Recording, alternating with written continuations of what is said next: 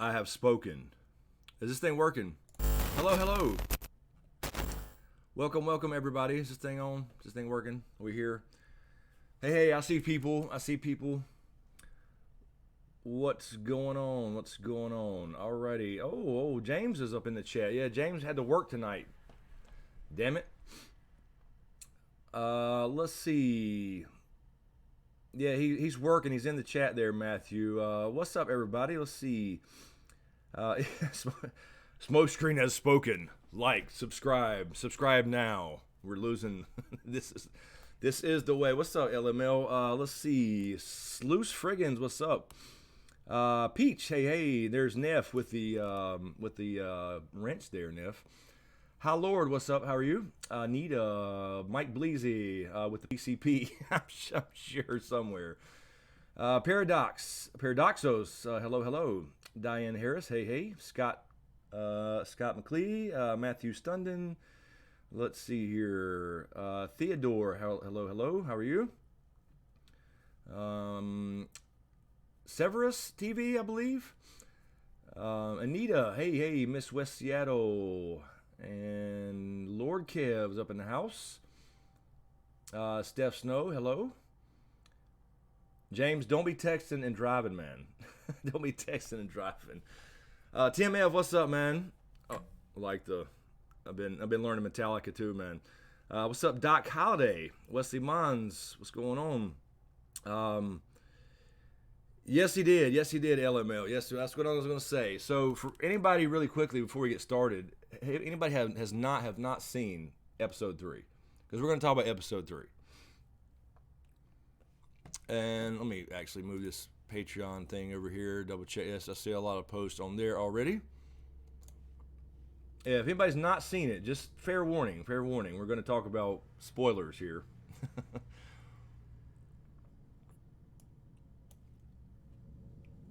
What's up, Mike Palmer? You haven't seen any Mandalorian? Saw Yoda eat that frog. That was funny as hell.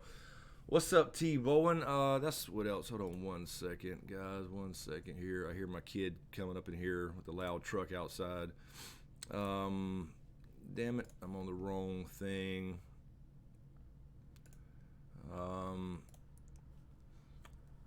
There. No. All right. Hello, Isis Gonzalez. Ryan Craig. Peter Griffin. How are you? All right. So, yes. Mandalorian episode 3. It's getting really good. As much as I hated The Last Jedi, they can do something right. This is getting good. And Baby Yoda is, I think Laura, I think you said that on Patreon here. Question, is Baby Yoda the cutest thing ever? I say yes. Probably so. I don't know if I could think of any other, movie critters or animated critters or whatever this is cute as Baby Yoda. I have no idea.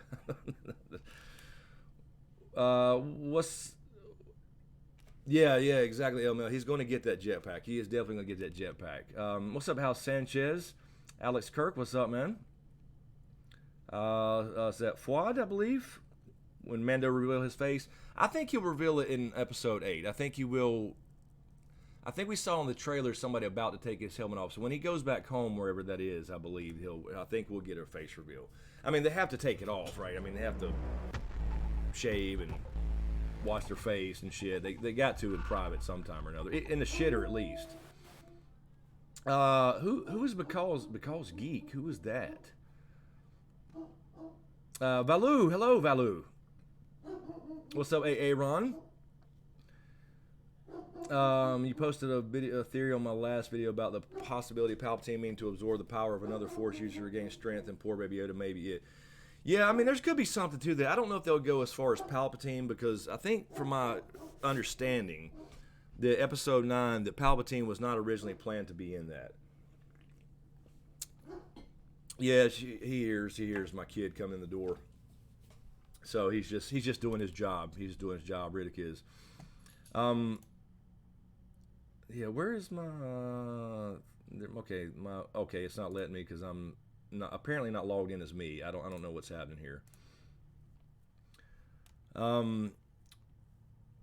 Yeah, Val. I don't know, Val. Have you seen The Mandalorian? I don't know if she's actually seen it or not. Um, yeah. So what I was gonna say though, Palpatine. I don't think he was originally going to be in Episode 9, The Rise of Skywalker. I think that was added later. I'm not really sure 100% on that.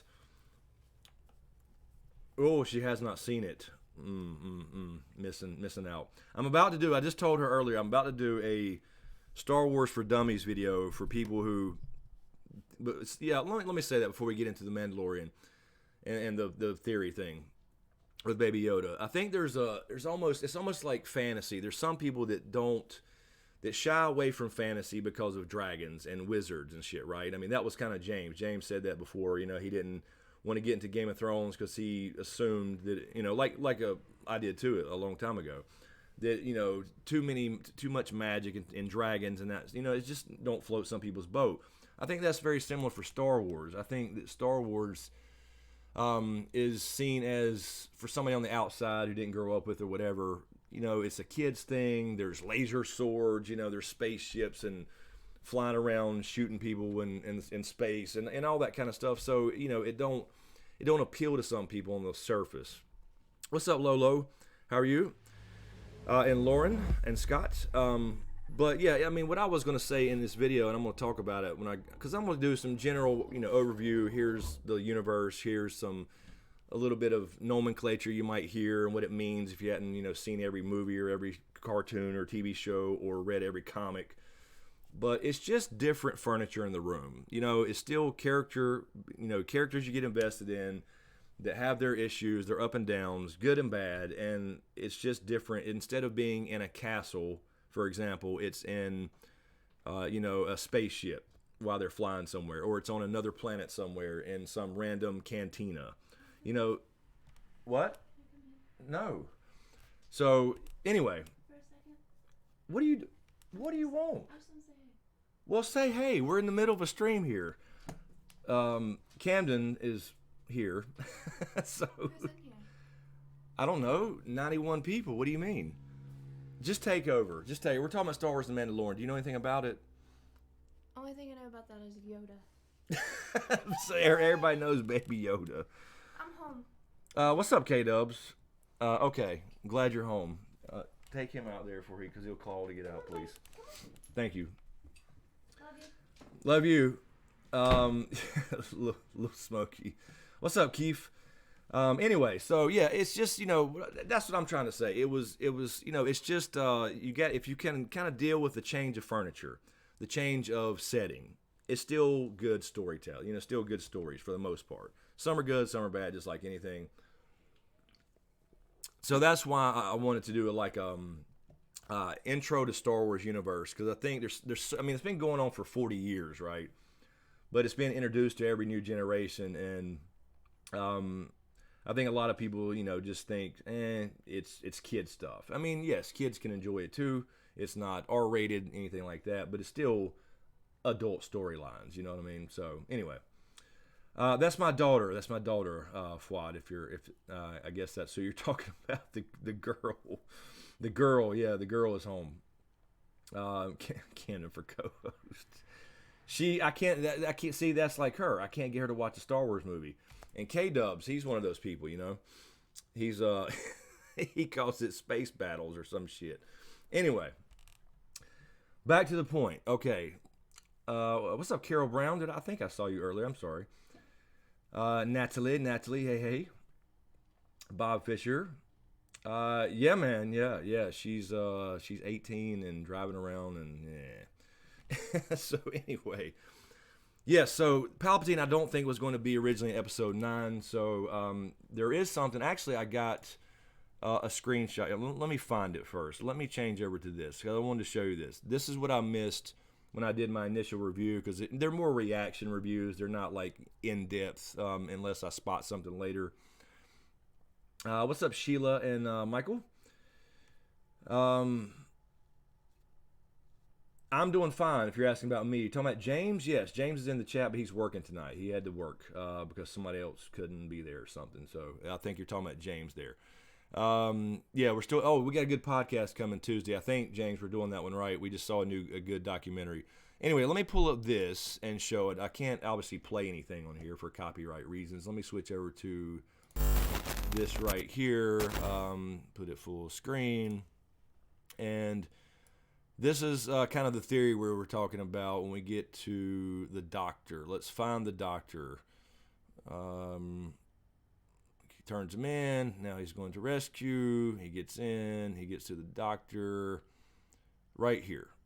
Okay, this cat here. All right. He's got I don't know if I can find a frame that'll show it close.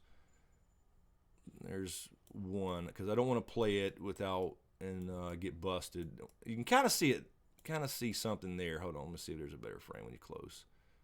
Okay, right there. All right, so that frame, that's a Kamino patch.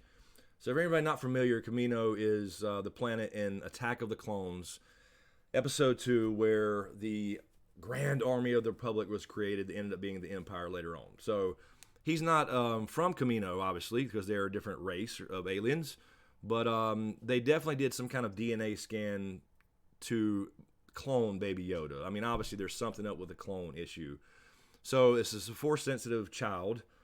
They are doing something with cloning. So I'm thinking they're going to tie this into Snoke, actually. Because Snoke, of course, being the main villain, at least in the first, well, kind of first 2 episodes of the sequel series, Force Awakens and Last Jedi, he was kind of the big bad for a minute before Rian Johnson killed him off too quick.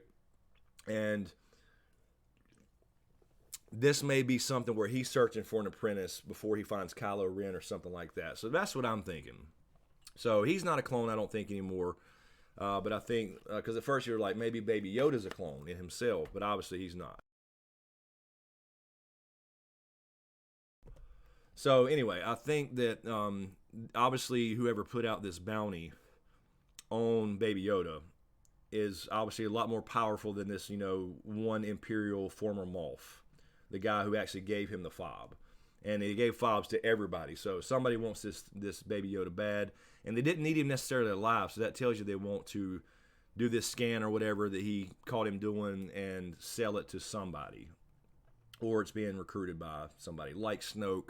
It could be Palpatine if they tie that back into it with the new movie, since he's still out there somehow recovering. So they didn't really kill him off in Return of the Jedi, apparently, which I think is kind of dumb. But either way, we'll see what happens. Yes, please put Jar Jar on the bounty list. Mike Bleasy, exactly. Tyler, what's up, Tyler? Do you think Rey seeing infinite versions of herself could be a sign of her being a potential clone of Anakin or someone else? Tyler, I think that she, not necessarily a clone, but I think we're going, and this is just my theory, so it's not like spoilers. It's just a guess. That the rise of Skywalker since Anakin was born of the Force, probably by Palpatine or Plagueis, that I think we're gonna find out Rey is the same thing. So in that sense, she'll take the name Skywalker because she was probably born of the Force. That would explain somebody leaving her somewhere, not really knowing what the hell happened, or to protect her or whatever, as far as her mother, whoever that may be. But I think that's what's going to be revealed. Just a guess, though. Yeah, Bob, I agree. I don't think that I'm not necessarily wanting them to go that route with Snoke, but obviously it's somebody bigger. I'm just saying it's somebody bigger in the universe that wants this DNA clone data, whatever, from Baby Yoda, Force sensitive when there's not a lot left in the universe. Well, they are, but they're in hiding and they don't really know what they are. There's no Jedi Order at this time and all that kind of stuff. And a lot of people in the universe didn't know that even Palpatine was a Sith Lord. They just called him the Emperor, and nobody really knew why except people very close to him, and obviously Darth Vader and a handful of people. So at this point, it's becoming a legend thing, just like it is in The Force Awakens. What's up, Lady Laura Dane? Yeah, so there you go. See, Lady Laura Dane, we were talking about that a minute ago, saying she's not a Star Wars fan, but she's liking the show.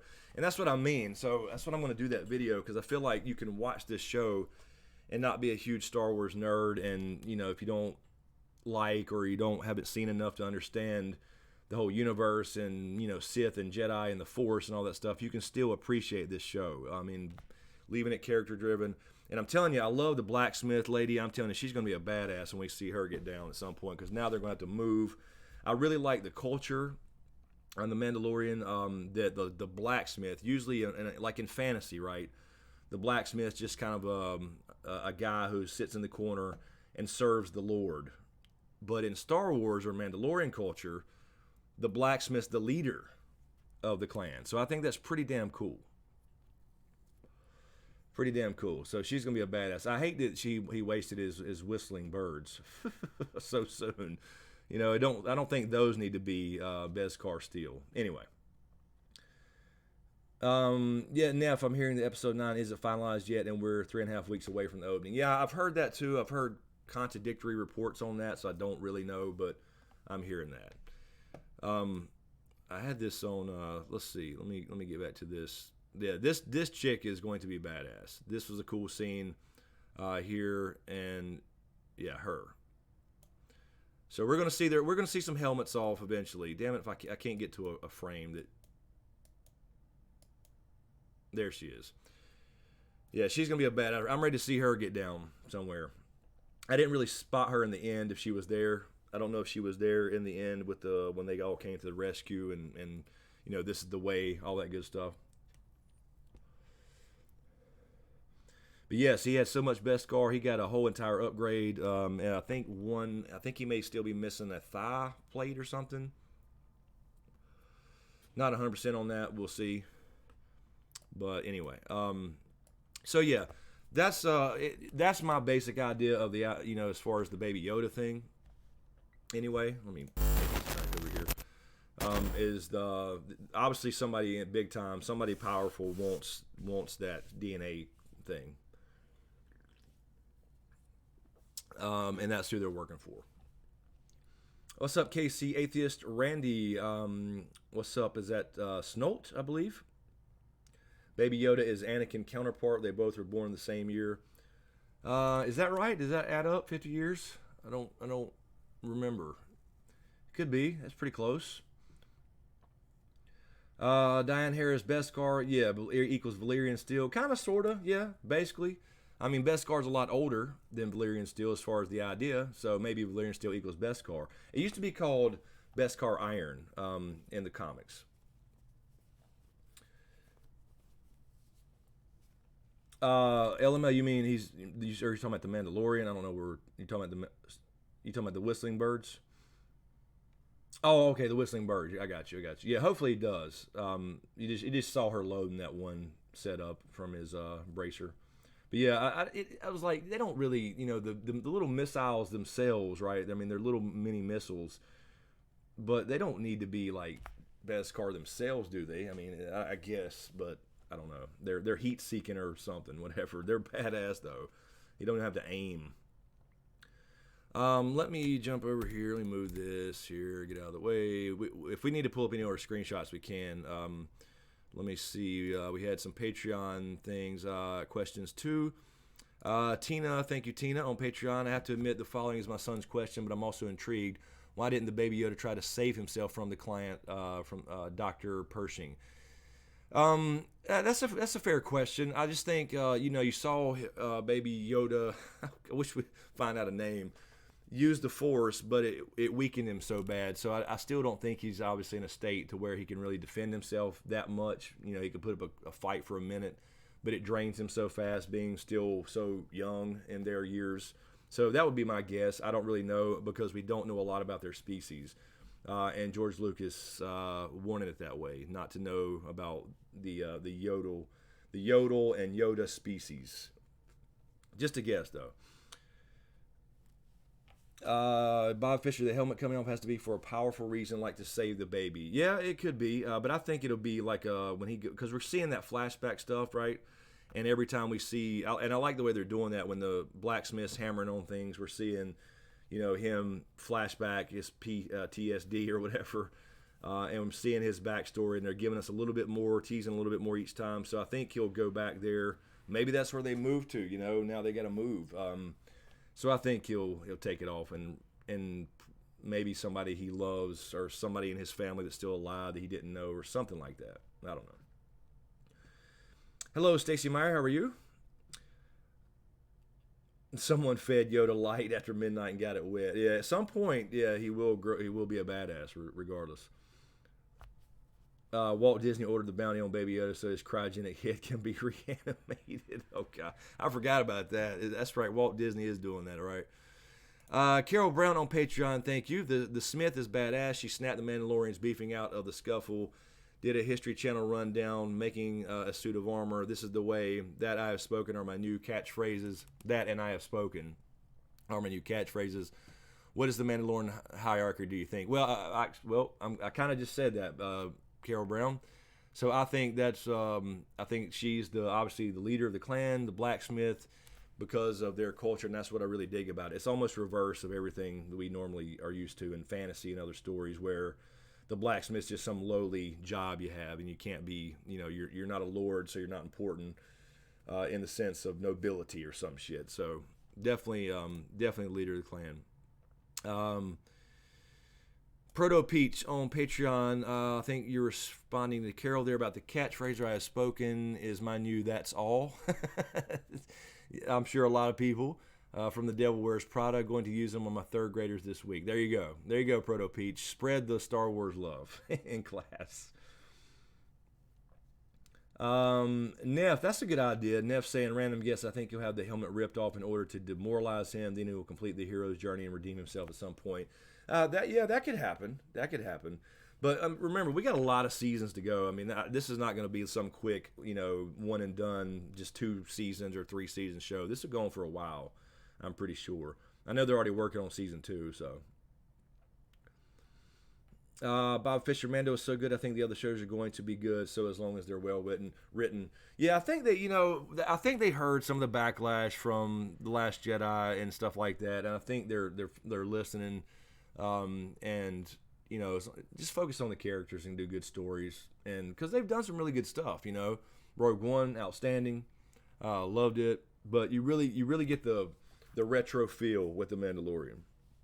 Just like Rogue One. Rogue One was really good as well. And that was Disney. So as much as some people don't like Disney, it shows they can do good stuff.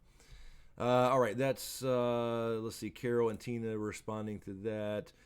Neff, Q&A, thank you on Patreon. Let's go for the Q&A. Do you think Mando and the Child will hide out on the planet where the I Have Spoken guy is? Or do you think they'll have to constantly stay on the run due to multiple tracking beacons possessed by the Bounty Hunters Guild?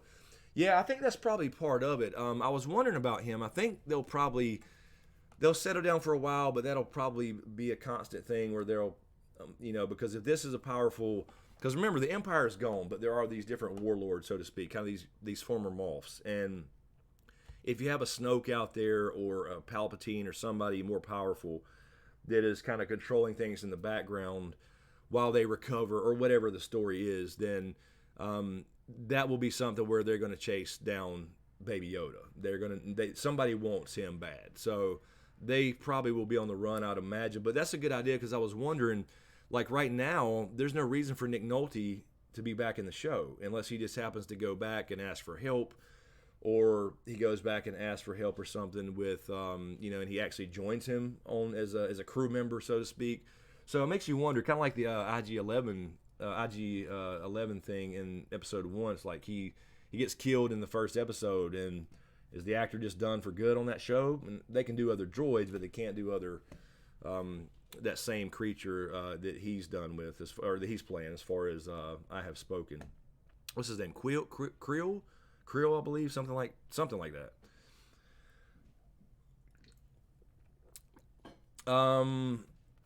Let's see. Alex Kirk, Q&A, will you do another top 5 unresolved plot points in Game of Thrones? I might. I don't know. I'm just kind of done with it, That's just where I'm at with Game of Thrones. It's over. I look forward to House of the Dragon.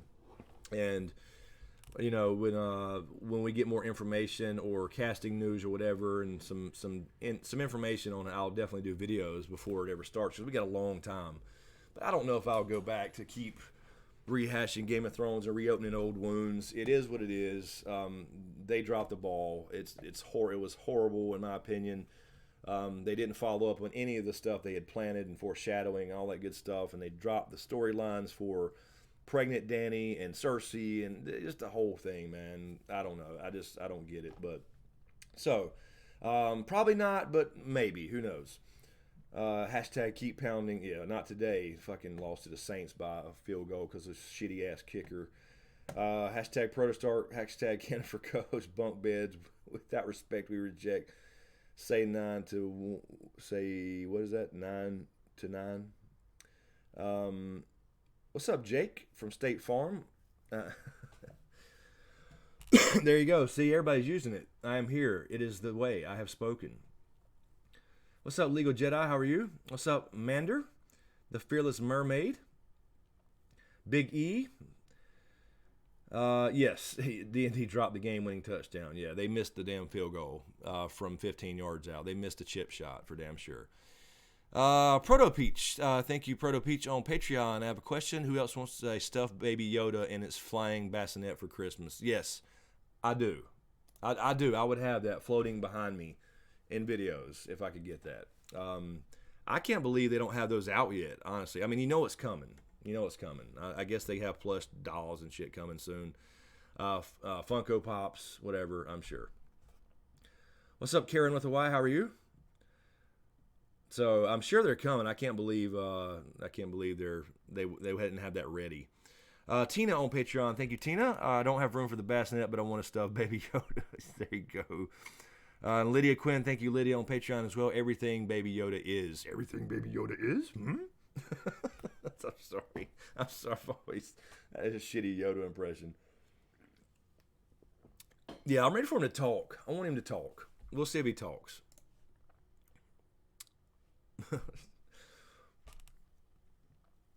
Yeah, picture his voice, though. I don't want him to ruin him, though, with the voice. We'll see. Patrick Glanville, God was great. Yeah, it was great for 6.5 seasons, maybe. I don't know. But just opinions. That's fine. I liked aspects of season 8, but most I did not.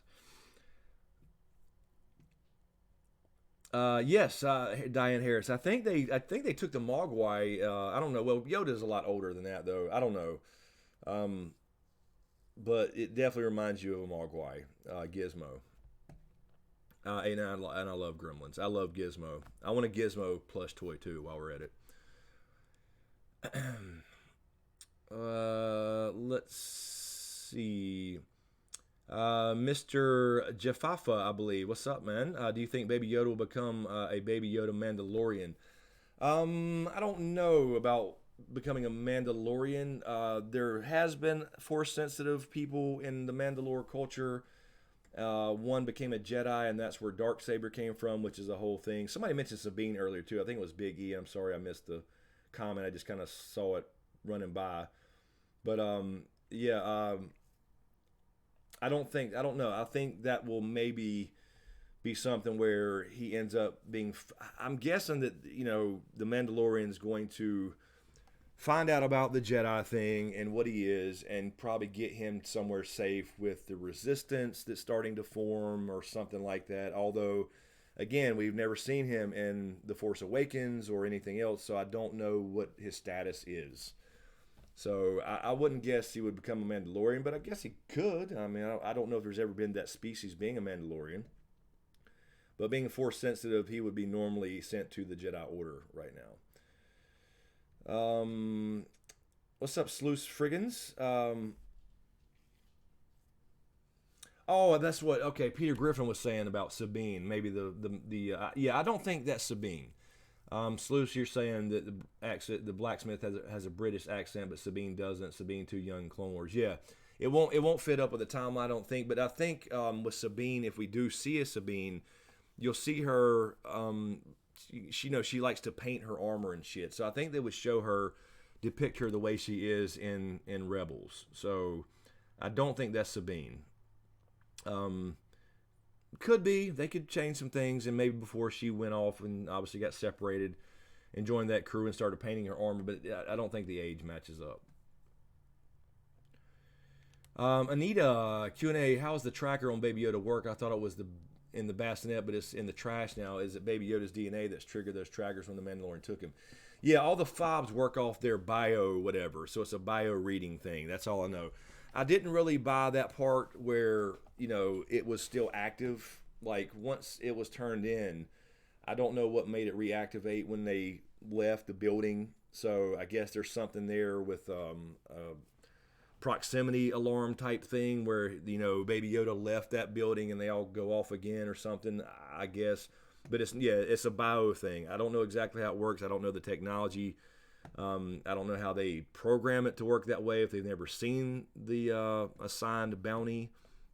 So that's one of those sci-fi Star Wars things that we don't have really an explanation for. Maybe they'll explain it.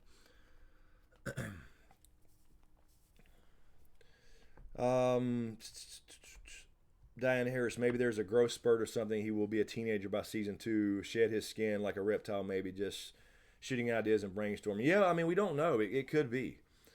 It could be. We have no idea how they age. Because the age doesn't match up with Yoda. So something's got to be different. Like, Yoda was about 900 when he died.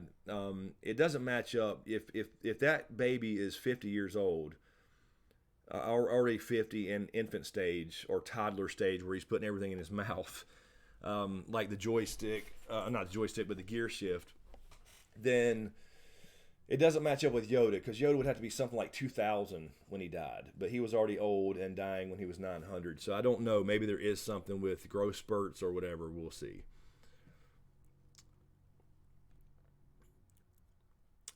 Yes, Mike Bleasy, that is a sponsor of mine, Touch of Gray. This is soap. This is not gray hair. This is soap. I can't wash it out. It dried in the shower, and I've never been able to get it out since.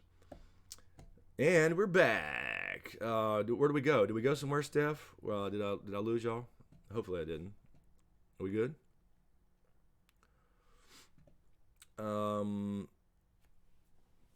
What's up, Rainer? Episode 3 was awesome. Love the shootout and really showing how the Mandalorian code is above all else. Yes, that was outstanding. He gets basically in a scuffle with another Mandalorian who is a badass himself, and they get, they're in a standoff. She's just like, this happens every day. This is the way. And ultimately at the end, he's got his back.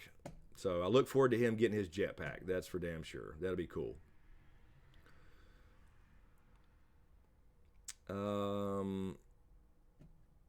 What's up, Christian? How are you? Sword of the Morning. Hello. Q&A, do you think the Mando purposely hit Carl Weathers in the chest where the Beskar steel was? I don't think so. I think he had to I think he was just going to kill him because he knew he'd be a problem. And he just had, because I don't think he would know exactly where that was at. I mean, I know he saw him pull it out, so maybe. That's a possibility. I know he didn't want to kill him. But I don't know if he remembered that exactly where it was, or if he took that chance. What if he had already stashed it in his house somewhere? I don't know. So I would just imagine he was just like, yeah, I gotta get rid of him because he's going to chase me down, and now he will. Crystal Love, love to stay, but I haven't watched the episode yet, so I'll watch watch it, and then we'll watch this in the morning. Love this channel, keep it going. Thank you, Crystal. Hopefully I didn't spoil too much. Yeah, check it out. I will mark this unlisted, but you can still see it through any links. I got to start marking every live stream unlisted because it kills the channel. I'm sure we've lost 5 or 10 subscribers since I've started going. Just the way it works. Matter of fact, I don't even know where. Okay, I've lost my phone. I could actually check.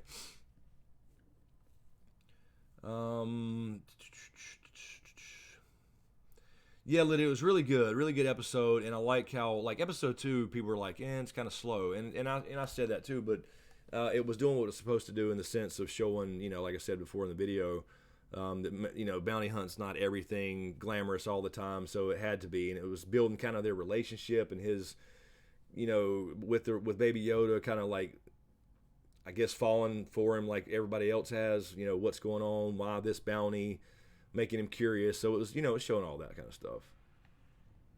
There's a shadowy figure standing behind you. Don't believe it, man. I can I'm, James and his ghost stories, man. I don't believe in it, so it's not there, James. You see, that's how it works, man. What's up, Jessica Shook? Y'all are going to laugh, but the only Star Wars movie I have watched is the one with the big slug-looking thing that had the girl in a chain. That was when I was a kid. Return of the Jedi. That would be Jabba the Hutt and Princess Leia. One of the all-time badasses from Star Wars, Princess Leia, Carrie Fisher. My first crush. No, that's what we were talking about earlier, Jessica. I talked about in the very beginning of the stream. I'm going to do a video like kind of an intro or Star Wars for Dummies type video for people who think it's, it's sci-fi, it's laser swords and, spaceships and whatever. And I'm not interested. That's what I was talking about. It's just a different setting for the same good storytelling. That's in other genres like fantasy. So that's cool. That's cool. I don't get it personally how people have not seen them, but I understand. Yes, you do see Darth Vader behind me that I am. Darth Vader and Kylo Ren's, if I move, I don't know which way to move. Kylo Ren's right back. Well, that's the wrong way. Kylo Ren's right there. And then there's a stormtrooper back there that you can't. Here, I can turn the camera. There's a stormtrooper helmet back there. And then I'm going to get the Boba Fett helmet when I move. So I got, I'll have four helmets. I got to get the Mandalorian Boba Fett helmet. There's a new Black Series coming out next year. And we have a studio to set up, so damn it, I'm getting it at some point. It's like $120. Alex Kirk, Q&A, do you think the Mandalorian was put out early before the backlash of Woke Dumpster Fire episode 9 to 9? I don't know. Well, I think it was put out, before that, regardless of what happens with episode 9. And we'll see what happens. I don't know about all the reports. They're all contradictory. I don't know what's happening, but they definitely want to put it out, not to take away from episode 9, I guess. Either way. I think this is going to overlap, too, with The Witcher, though. We have The Witcher coming, December 20th? So we have, what is this, 8 episodes? So we have 5 episodes left of The Mandalorian. So, no, I don't know. We're pretty close. Let me see. Let me go. So we got one Friday the 29th, right? And then the 6th. 1, 2, 3, 4. Yeah. It's going to overlap by about a week. Yeah. So we're going to have Witcher and Mandalorian in the last week at least. I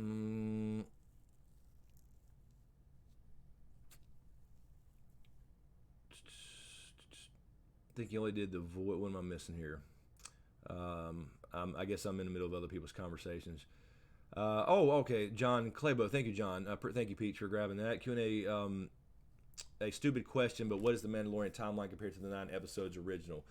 The Mandalorian takes place, I believe it's 5 to 7. Some said 5, some people said 7. So 5 to 7 years after Return of the Jedi. So before the new movies, the sequel series, before The Force Awakens, but after Return of the Jedi. So after the Empire has fallen, before the First Order. And so right now, that's what I was saying about the Snoke thing. I'm just guessing that he's out there somewhere building the First Order. That's what I mean. So he may be looking for a Padawan or whatever, although it's not clear if he has associations with the Sith, but we'll see how they do the whole Palpatine thing, Emperor, in Episode 9. Diane Harris, Carrie Fisher and I have the same birthday. I miss Carrie Fisher, man. I do. I did that little tribute video to her. I hated that, and I wish she could have finished 9 properly. I hate it. My childhood crush.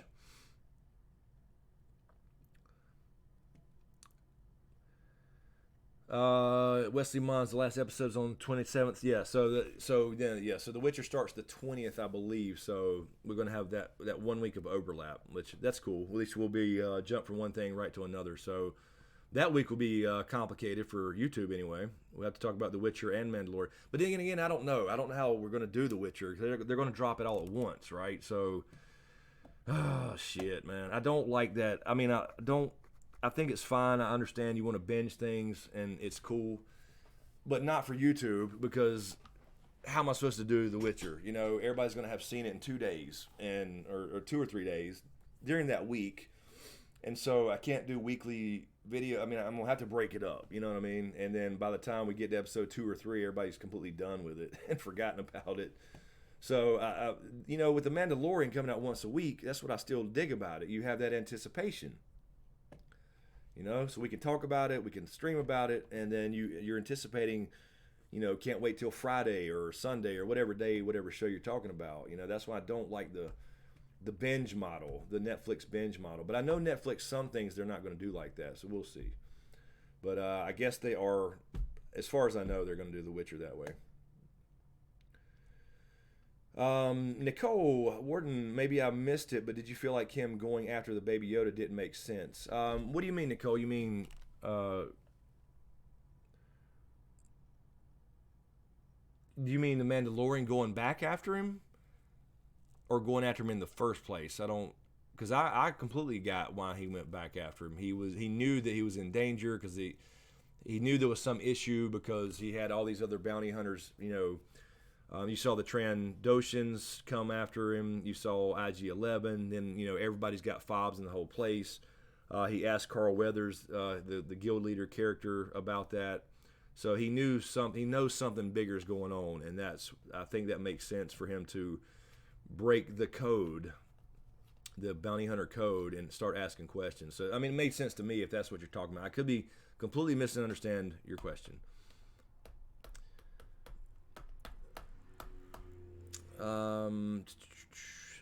Wait a minute, 1 second. I thought I saw. Oh yeah, I'm sorry.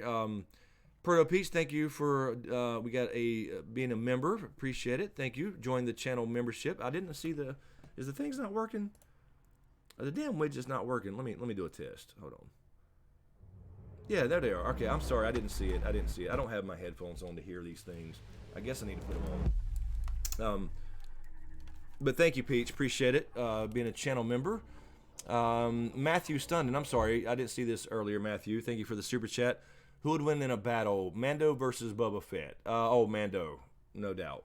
Boba Fett wasn't a real Mandalorian.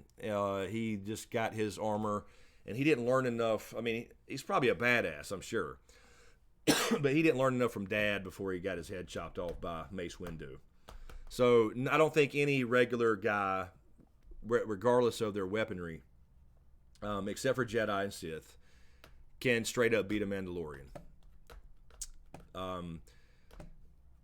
Maybe hand-to-hand combat, Terikasi Master type thing, which is a martial art in the Star Wars universe. But yeah, I don't think I think Boba Fett would get his ass whipped because he's not he didn't have the whole Mandalorian culture ingrained in him and training from childhood with somebody. I don't know, but I would guess the Mando.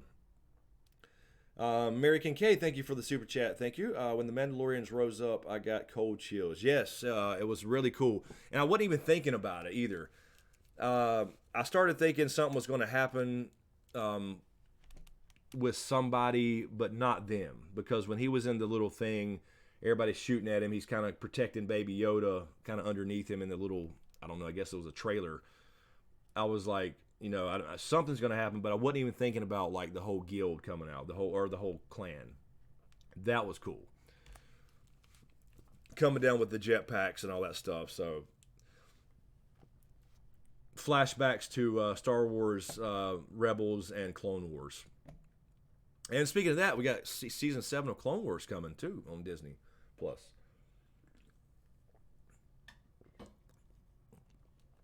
K-Dubs, I feel out of place. Such pressure to watch these things. Yes, you should feel bad. You should feel bad, K-Dubs.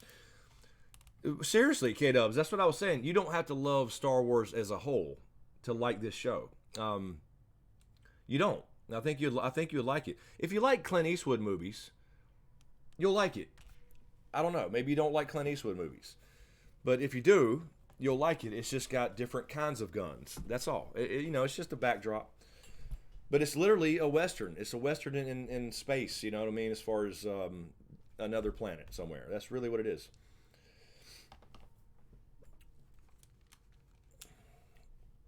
Yes, LML. Nope, it's a great show. Tons of style. It is. Has lots of style. Lots. It's really good. It's really good. You don't have to. And there's been several people I've read comments that not a Star Wars fan. Typically, I don't. I've never seen the movies, but I like this show. So you don't have to.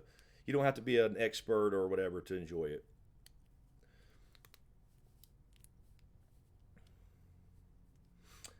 it. Um, Wesley Mons, February 2020. What's February? What am I missing?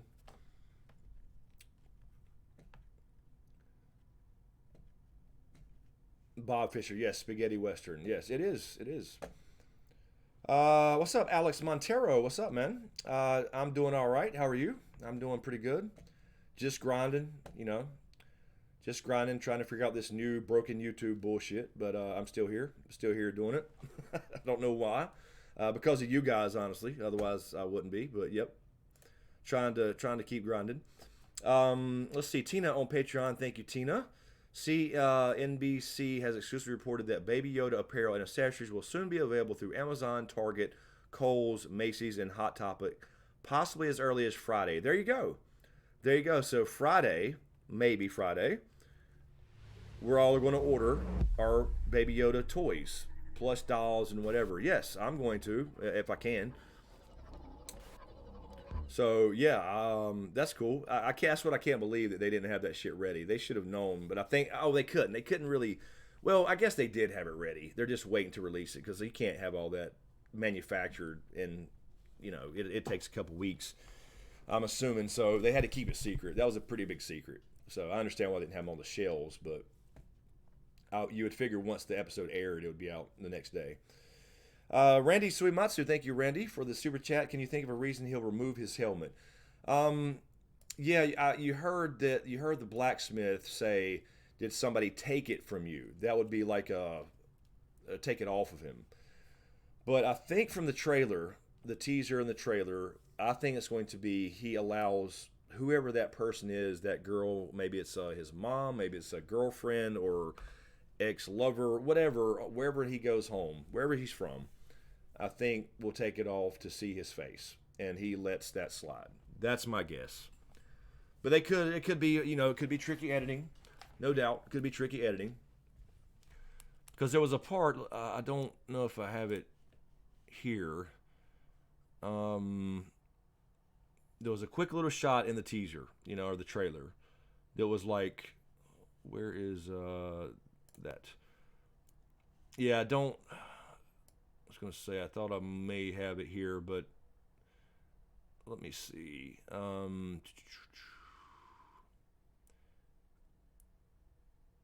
Yeah, but yeah, well, I don't. I'm gonna pull it up anyway. I think that it'll probably be something like that. But yeah, no, it could be. It could be something else, where maybe another, like the Mandalorian. The other guy, the other Mandalorian guy.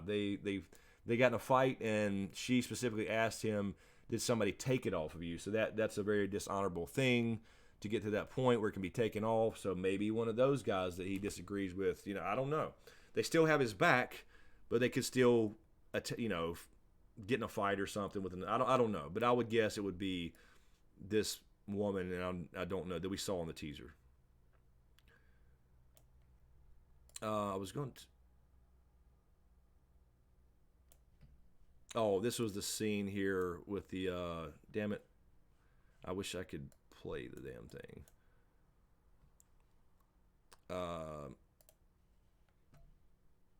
The whistling birds. I first said whistle birds, but the whistling birds.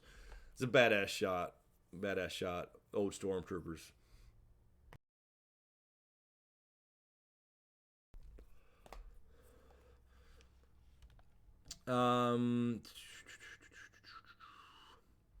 Wesley Mons, Clone Wars. I guess you're answering somebody else's question. I'm not sure.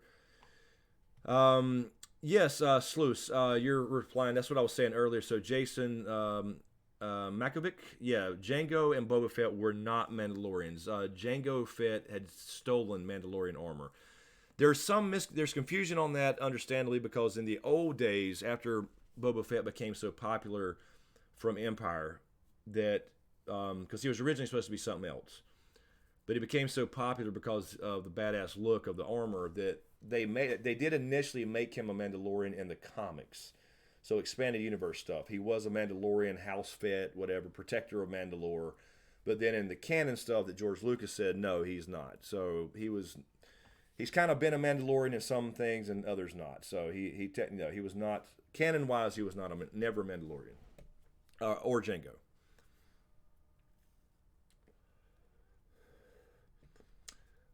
Yes, Alex, I will be marking this unlisted. So that's what I've been doing to all of them. I think the last one I might have left live by accident, or the one before that maybe.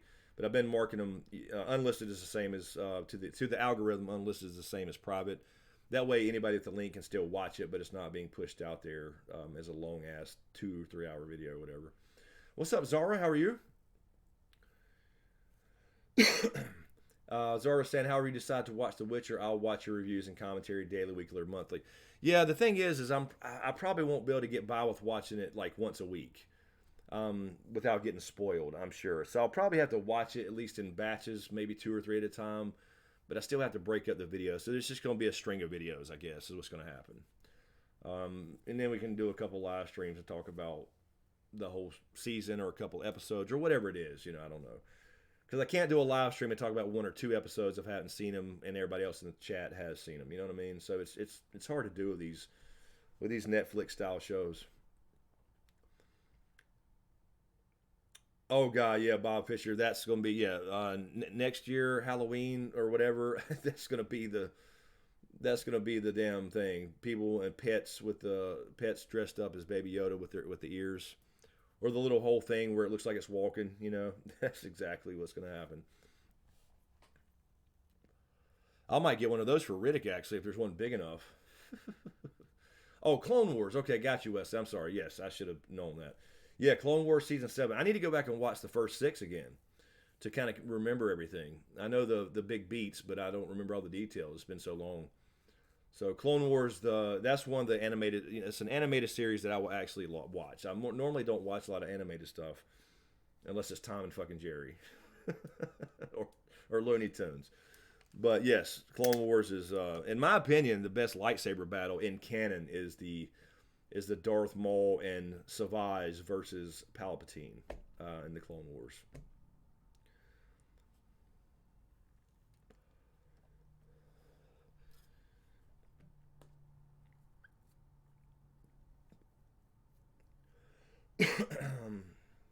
Yes, American Cade. Yes, Black Saber will be cool. We may get to see that. We'll see. I don't, like I said, I don't want to see necessarily the whole thing. Like, I think that scene was very cool at the end where all the Mandalorians came out from that one little clan and fought everybody and, protected each other. But I don't think we're going to see a show, and I don't necessarily want to, where it's all about, it's because it's about him, it's about his personal thing. But don't give me a show where it's all Mandalorians all the time and big wars, you know what I mean? But to see some of that would be fine.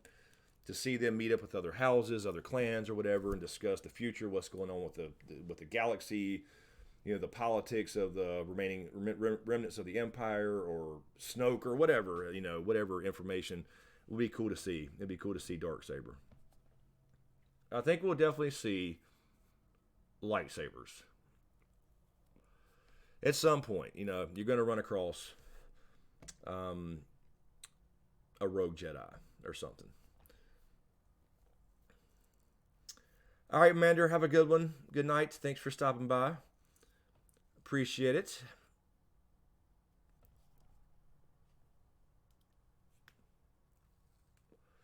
Count Ripula, yes, Clone Wars. Favorite TV of all time. I definitely need to go back and watch the whole damn thing, man. LML, hey, Smoke, I watched your History of the Jedi bits. God, yeah, those old things. I just try to refresh those things, and then the History of the Sith video. 2 moons orbiting the ancient Jedi planet. Yes, on Tython, yes. 2 moons, exactly. The Ashla and Bogan, the dark and light. That's where they came up with the whole, you may know this. I'm probably preaching to the choir, but if you watched it, you know what I mean. Dark and light side of the Force. Yeah, that's your wheelhouse right there, man. That's your wheelhouse with the moon mythology. Why am I still on this screen? I have no idea. Oh, I'm on the wrong one. My bad.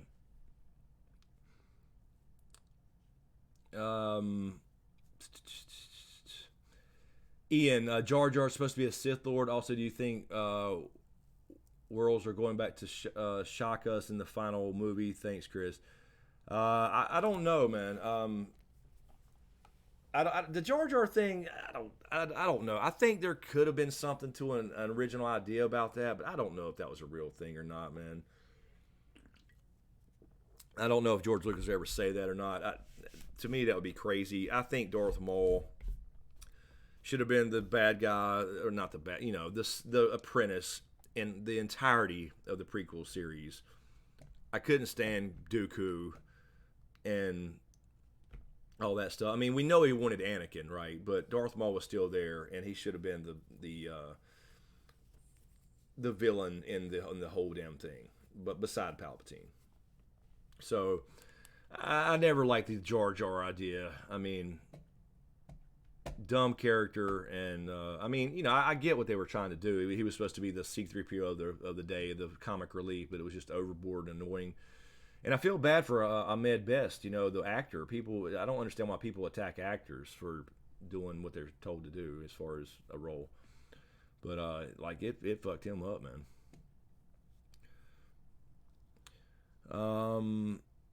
Gina Carano on deck for episode 4. Yeah, there's definitely gonna be some other characters. It's just a slow build. It's gonna be cool, man. All right, Diane, have a good one. Thanks for stopping by.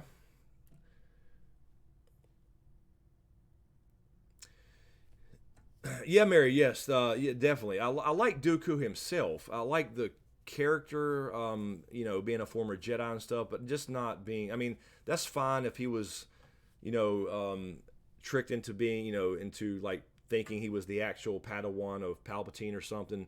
But it's like it should have been Maul the whole time, and and I understand he was using him. I just didn't like the whole thing of getting rid of Maul, and then there's Darth Tyrannus. It was too many.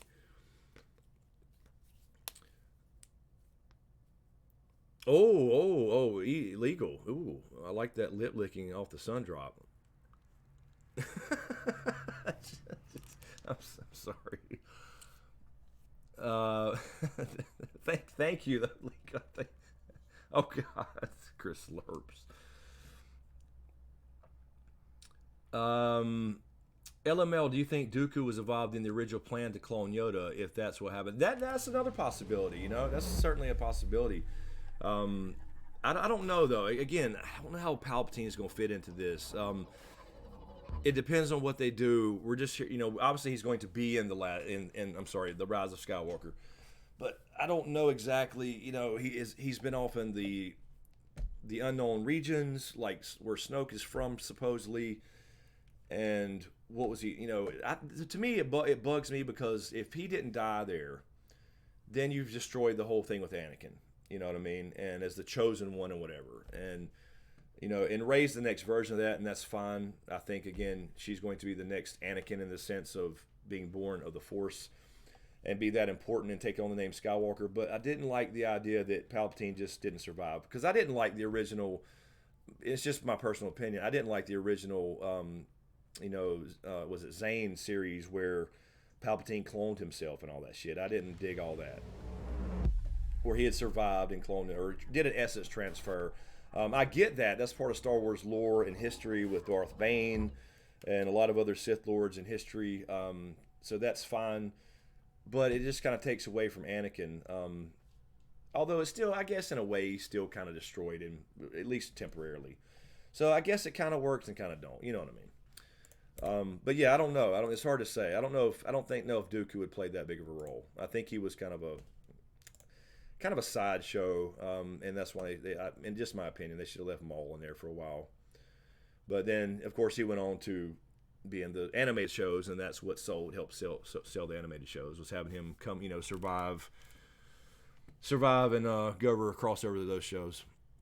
Lord Kev on Patreon, thank you, man. Quick nerd fact: Witcher and Episode 9 drop on the same day. Oh shit! Can we say nerdgasm? Boba ain't nothing but a biatch. Changed my mind. No. No, Bubba was a badass. I'm sure he was in the comics and stuff too. But yeah, I don't think not being a true Mandalorian. You know what I'm saying? But yeah, that's shit. That's damn, that's a lot, man. Because you want to see episode 9 that day, and then you want to watch The Witcher, and then when you see the first episode, it's probably gonna be good, and you're going to want to binge the whole damn thing. That's a lot. That's a lot, man. Lady Celtic, thank you for the super chat. Thank you, Lady Celtic. Appreciate it. Here for support. Love you guys. Love you back, Lady Celtic. Thank you so much. Thank you. And Randy Suimatsu again with the super chat. Do Mandalorians have an eating hatch? Do they drink through a straw? No, that's what I mean. They have to take off their helmets when they eat and, all that stuff. There's no doubt. There's no drinking. There's no little slide, and drink through a straw. So, yeah, it's kind of an exaggeration to never, ever do it. I don't think anybody's going to get mad when they go to the shitter, and take their helmet off and you know what I mean, and wash their face and eat. I mean, they got to, so, yeah. I don't know if we'll ever see that, We see them going to bars all the time, cantinas, so we'll see. I don't know why this is not showing the super chats at the bottom here. I'm sorry, but it's broken. I can see them on here, though, I think. Let me move this up here. Yes, Neff, thank you, man. Thank you for the super chats. What should we expect for Mendo Chapter 4 next week? Good question. I think we'll see probably the process. I think it'll be a little less action of the process of them finding a new base of operations for that clan. And then maybe we'll see a little bit of the end of where it's going to be a major problem where a lot of people are after this bounty. You're going to see some conversation between him and the blacksmith girl and other Mandalorians about why he went and took the bounty back. You know what I mean? That type of stuff. So a little bit of drama. You caused us to have to leave this place and blah, blah, blah. And some of that stuff. So it'd be more dialogue heavy, I think. Just a guess, though.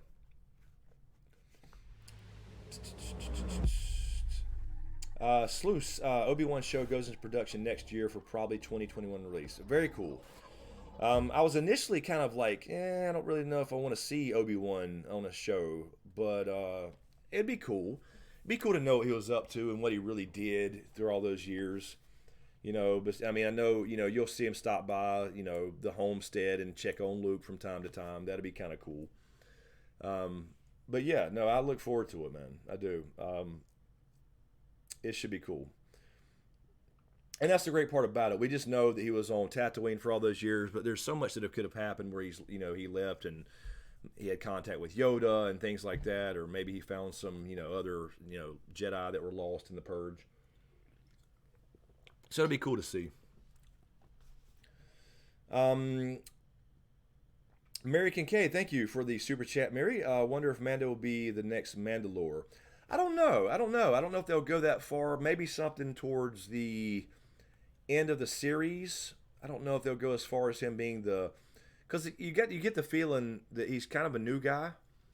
So that'll have to take a long time, I would imagine, because he hadn't even chosen his signet yet. His sigil essentially. And so you got a feeling that he's fairly new in comparison to some others. I mean, obviously he's older and he was taken as a child, as a foundling or whatever. But yeah, I don't know. I don't know if we'll see him be Mandalore or not. That would be cool to bring that story into it about what Mandalore means, other clans and stuff like that occasionally. So yeah, him being the next Mandalore, I would doubt it. But then again, we're so early, it could go anyway. Jason Makovic, do you think Mando is force sensitive? No, I don't think he's force sensitive. That's what I don't, because he didn't understand the Baby Yoda thing. And what I don't understand about that is, even if the Jedi are rare and force sensitive people are rare and people rarely see them, I totally get that. Most people would think it's magic, it's bullshit. It's just legends. But the Mandalorian culture, if he's grown up in that culture, being a foundling since he was, a young kid, assuming that's him we're seeing in flashbacks, he should have had known some history. He should have been taught some history about Jedi and all that stuff. So maybe he has an idea, but he's just never seen it, and that's why he says you don't understand it. So I don't think he's force sensitive. Otherwise, he'd have already started feeling things, odd things, and having these experiences that he don't understand. Very similar to Rey in The Force Awakens. So I don't think he is, and I think they're trying to do a show without Jedi and Sith and force sensitive people being the main focus, and that's what's cool about it. But yeah, in that sense, I don't think so. Count Ripula finally killed Darth Maul. Yeah, it only took him 3 shows. It took him a couple movies and 2 shows to finally actually kill him. But they still have to tie in the Darth Maul piece with Cara and Han Solo. We don't know exactly what that was about. Black Sun stuff, I guess. I don't know. We're supposed to get a tie-in from somewhere. Somewhere they're going to explain that, how she works for him in some way.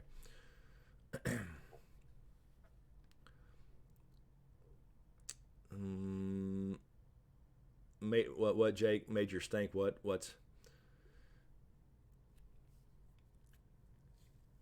Yeah, legal. I think that's what Sluice was saying about the status of the Ewan McGregor show. So he's saying production next year for 2021 release. I guess you've already read that. I'm sorry if you hadn't. Matthew, Jar Jar was by far the worst character ever. Yes, probably so. I agree. I think most people do. I mean, I didn't hate him, but it just after 10 minutes, you're so annoyed with him that he becomes the most hated character in that sense. But then what's crazy is they took him and made him. He's the reason that Palpatine became Supreme Chancellor. He's the reason he won. He gave him emergency powers, which is essentially made him king. It's crazy that they had him do it, being a junior senator. He's not. I don't know. It was just crazy to me. But George Lucas has never been the best either filmmaker. He's got the overall vision, but as far as the details, he needs some help, especially with dialogue, for damn sure. Sluice, Mutts, Moss Eisley, Jawas, Banthas, Anchorhead, Blue Milk, Twin Sons, I have spoken. Yes. Anchorhead's, I remember I went to Anchorhead all the time, and that's where I started Star Wars Galaxies. I started at Anchorhead.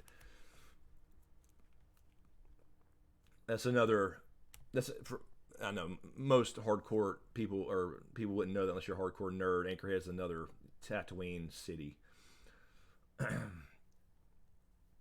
Mike Bleasy, is Yodel a secret Targaryen? Yes, absolutely.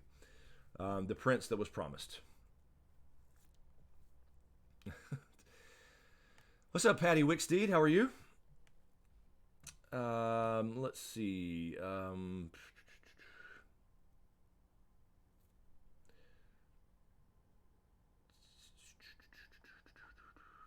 Let me double check this really quick, and then I'm going to go take the Riddick out really quick. Let me check Patreon. I think Natalie had a question. Let me refresh that, though, to make sure. Yes, Natalie Sanchez. Thank you, Natalie. Fun fact, brother is a huge Star Wars fan, and we kept going back and forth that The Mandalorian was not a movie but a series.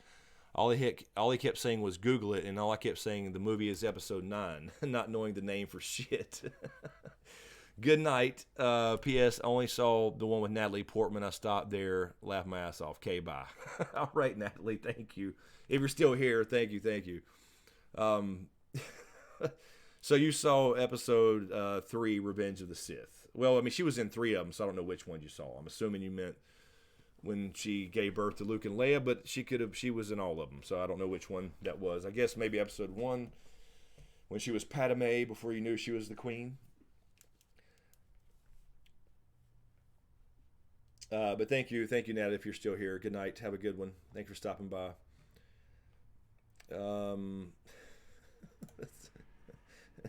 It's a movie. Google it. Oh, Lord have mercy.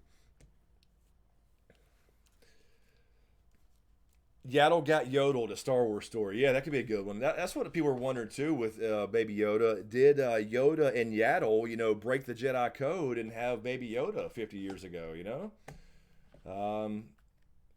Could have. It kind of fits in the timeline, you know. Neff, Darth Maul was my favorite Sith villain. Same here in the modern era stuff. Absolutely, he was the baddest, coolest looking dude. The double-bladed saber was revolutionary. My favorite Sith of all time was still Plagueis and Bane. But as far as just the look and feel and double-bladed saber and fighting and all that stuff, Darth Maul was it. He was cool as hell, and he should not have been killed so early. Thank you, Patty. Looking older, I guess.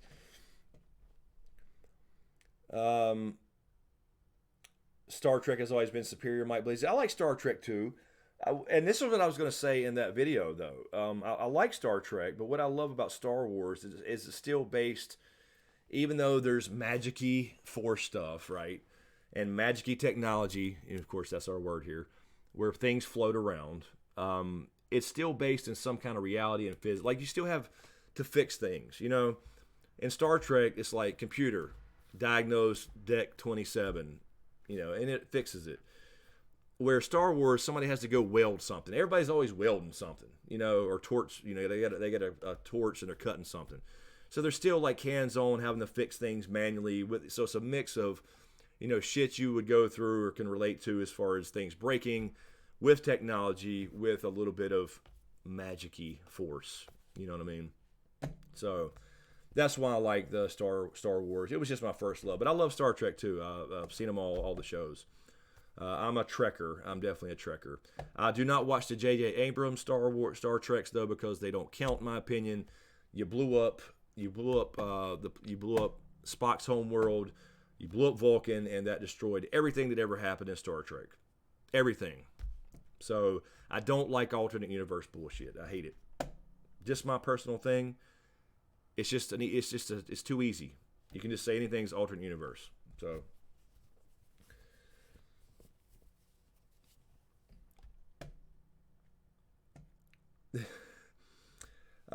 Jake from State Farm. Thank you, Doc. I don't know how I'm missing. The chat's not moving that fast. Any chance of sex bots making an appearance in The Mandalorian? Yeah, probably. Probably. You know that's the first thing they made when they created droids, though. You know, they just don't show them because it's not R-rated. Sex bots. Oh, that became a hashtag and an actual T-shirt. That's funny. Legal Jedi, I like the original series, period. I've spoken. Talking about Star Trek, I guess, the original series. Yeah, I mean, I like them. I like most of them. I think Deep Space Nine was the best in the sense of characters.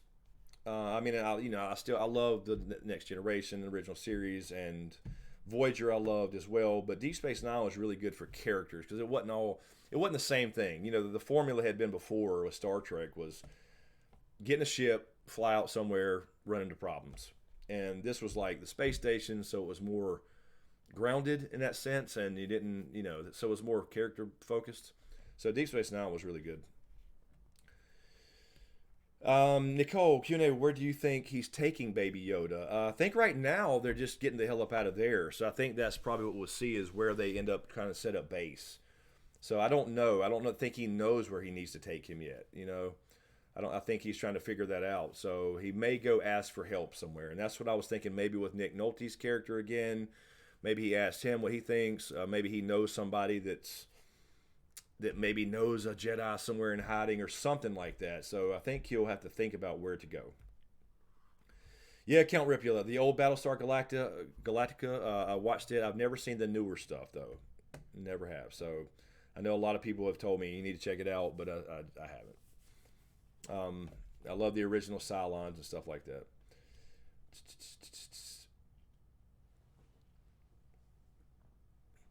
Yeah, Rainer, exactly. Yeah, well, episode 8, yes. The Great Fuel Revelation, yeah, this running out of gas. That was what was crazy to me.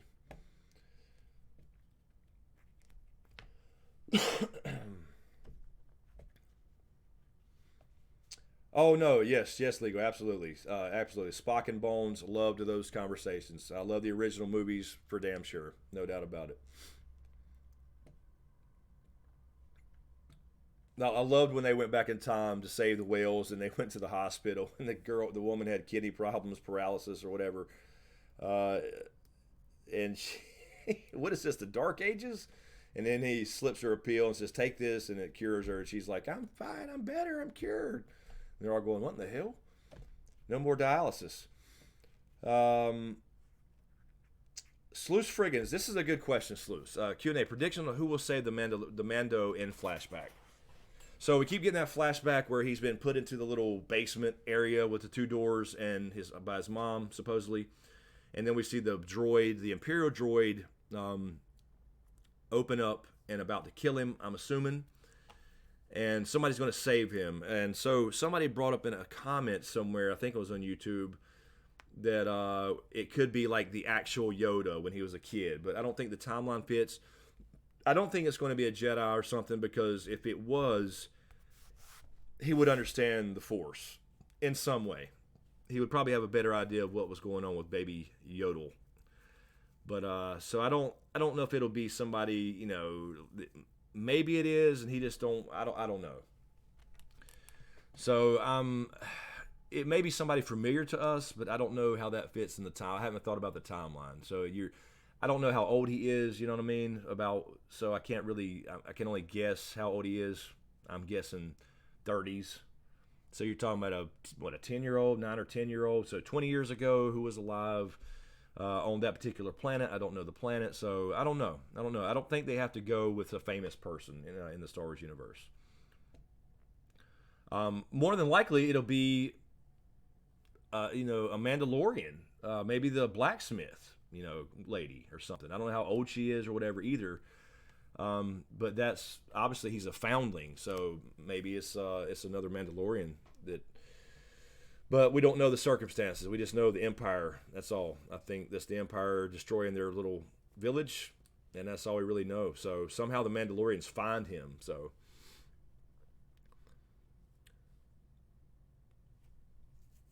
Mary Kincaid, I missed you guys. Usually had to catch the live streams after the fact because I worked evenings on Sunday during Game of Thrones. Yeah, I know it was. I missed I missed Game of Thrones and the hype and all that stuff. I hate it's over, but it's over.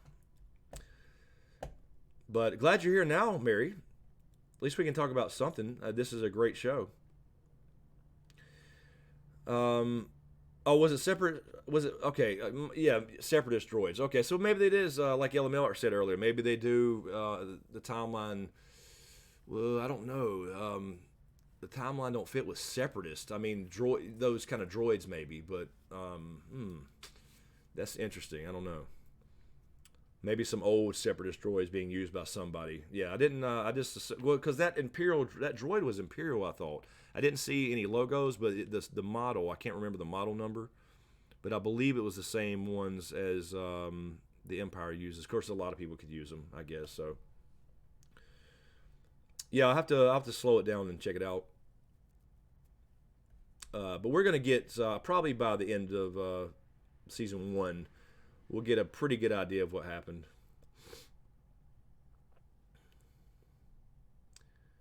All right, Patty, have a good one.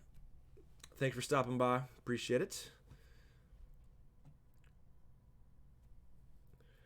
Yeah, I was trying to think, Wesley, was that the Clone Wars era, so about 20 years ago, and this is after Jedi. So yeah, that's probably about right. So maybe it is the Clone Wars. That would make sense. Because I mean that probably ravaged a lot of the galaxy with the Separatists and all that shit. And that may ties back into Palpatine still being there, and causing all this shit to gain power. So that makes sense. It'd be the Clone Wars era. So we could see him run into Jango. Who knows?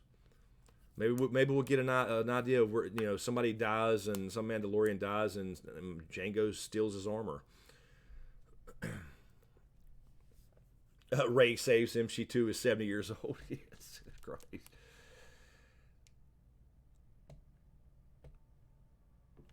Yeah.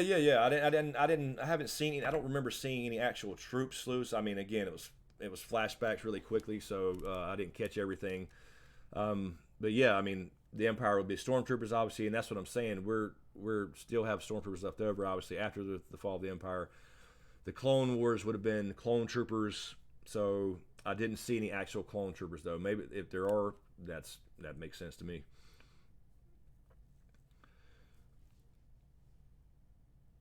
Um, One of those books Kathleen the Clueless said didn't exist. I don't know exactly what you mean, Mike Bleasy. You're saying Kathleen Kennedy, but I don't know what book you're meant saying. She's saying didn't exist or something.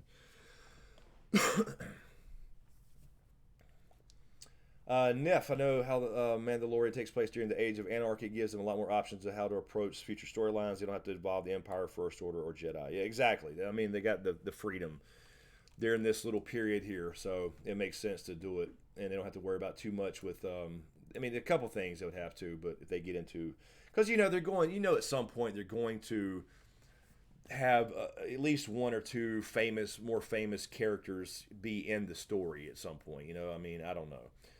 Um, maybe he takes Baby Yoda to Luke, and Luke starts his Jedi Academy, and that's one of the students.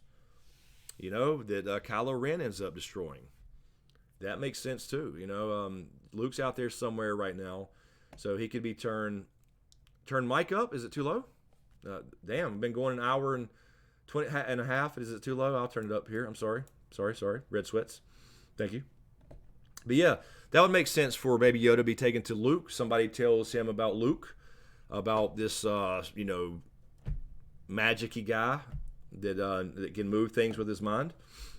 And yeah, that would make sense for him to be taken to be a student of Luke's, and then that explains why we never see Baby Yoda again. I'm sorry, Red Sweats. Nobody said anything about my mic being low in the whole hour and a half we've been streaming. And I didn't bring in the good microphone. I had the old Twitch mic here. Yeah, that's what I'm saying, Maui Chris. I don't want him to die, but I'm just saying, unless we see him again in The Rise of Skywalker, or he's just off somewhere and not having anything to do with the main storyline, and he's force sensitive, right? Becomes some kind of Jedi or something. If he would go there, he wouldn't survive. So I'm just saying it as an option. It would make sense for him to try to place him somewhere where he belongs, and I don't think it'll be like keeping him like his own child or something.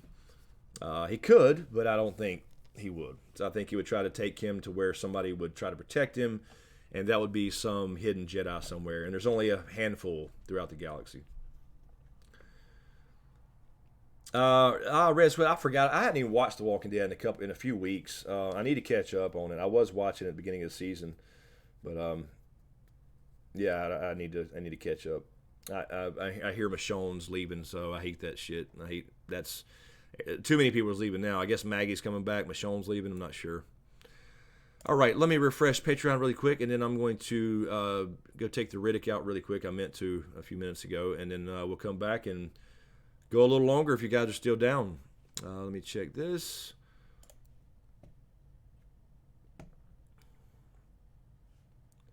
Alrighty, nothing on Patreon. All right, yeah, give me a couple minutes, guys, and I will be right back.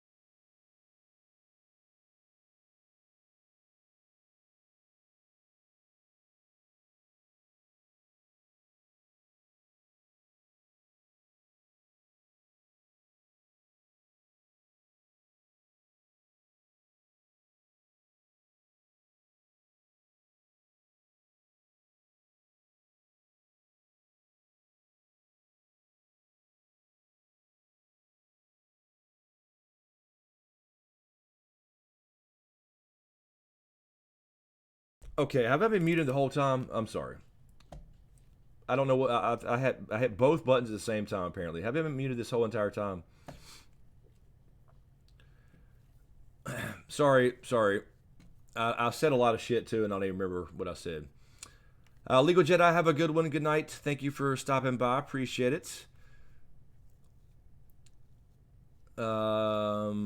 Yes, I'm sorry. I said, all right, let's go, and I hit both buttons. Apparently, turned off my camera and turned on and off the mic twice. I don't know what's happening. Professional streamer here. Neff, I saw your comment a second ago that I was starting to respond to about, I think, Kathleen Kennedy. I believe an article came out and said they really didn't have a plan, so they finally admitted that they didn't after, all the backlash and all that shit about the last couple movies not being really in sync. Obviously, different directors, and so I think they finally said there was no real plan. So that's what I mean about the Palpatine thing. That was like not originally a thing. So George Lucas is not very happy, from my understanding, but who knows? Who knows? Everybody has their sources that, somebody's right, somebody's wrong. Cat holes on the keyboard again. That has happened. If Cat hole was asleep, I don't know where I guess she's in there with Camden. She was sleeping on the bed over here. Let's see.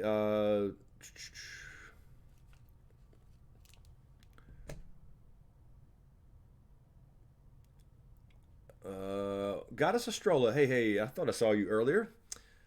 Even in the galaxy far, far away, you still need a boomstick, and there are S-smarts to buy them. Yes, of course. Boomstick. That's all. I've always thought that was funny. I've always thought how World of Warcraft was hilarious. How they used some of their voices and names.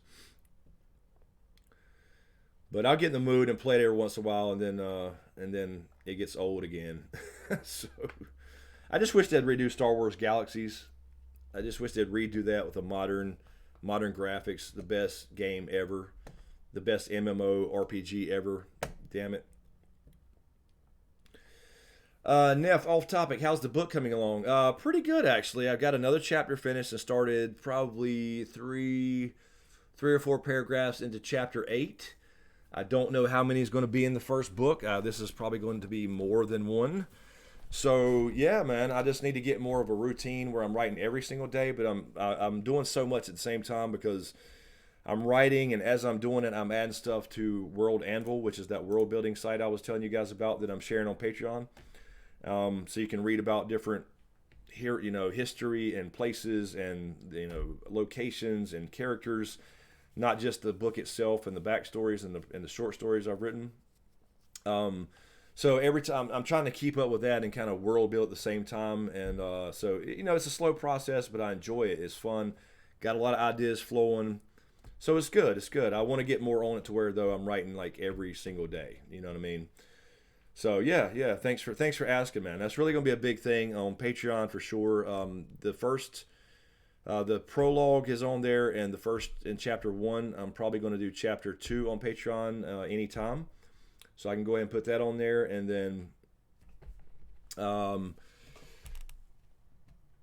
I got World Anvil ready to share everything, but everything's not done yet. So there's lots of names that are just like started, like with the name, so I'll know to do it. Fill in the article about it later, and then I got to do the map.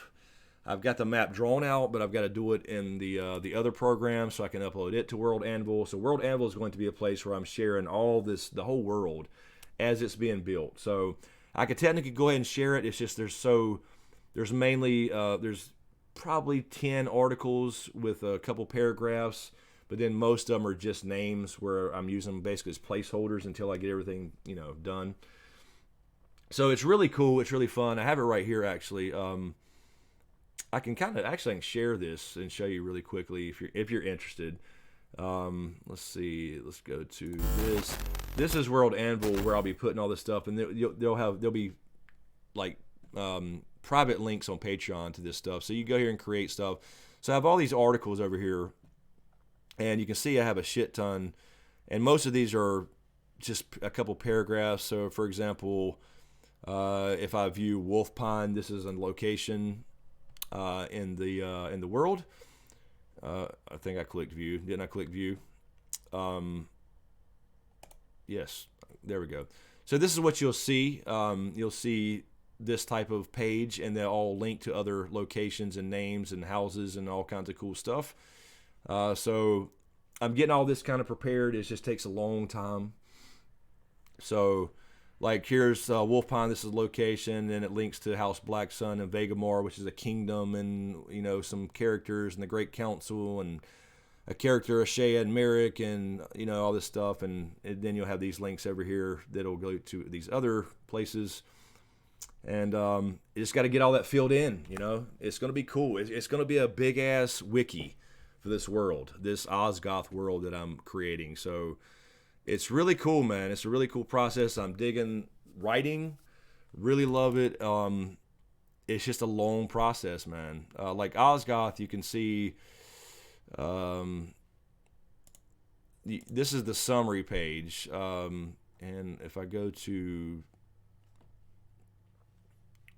view, this is like the main page you would come see or whatever, and then you have the articles linked below and the codex down here, the world codex. So this is like the kind of the intro page to the world, and then a few paragraphs about the land itself, kind of what it looks like, what the feel of it is, etc.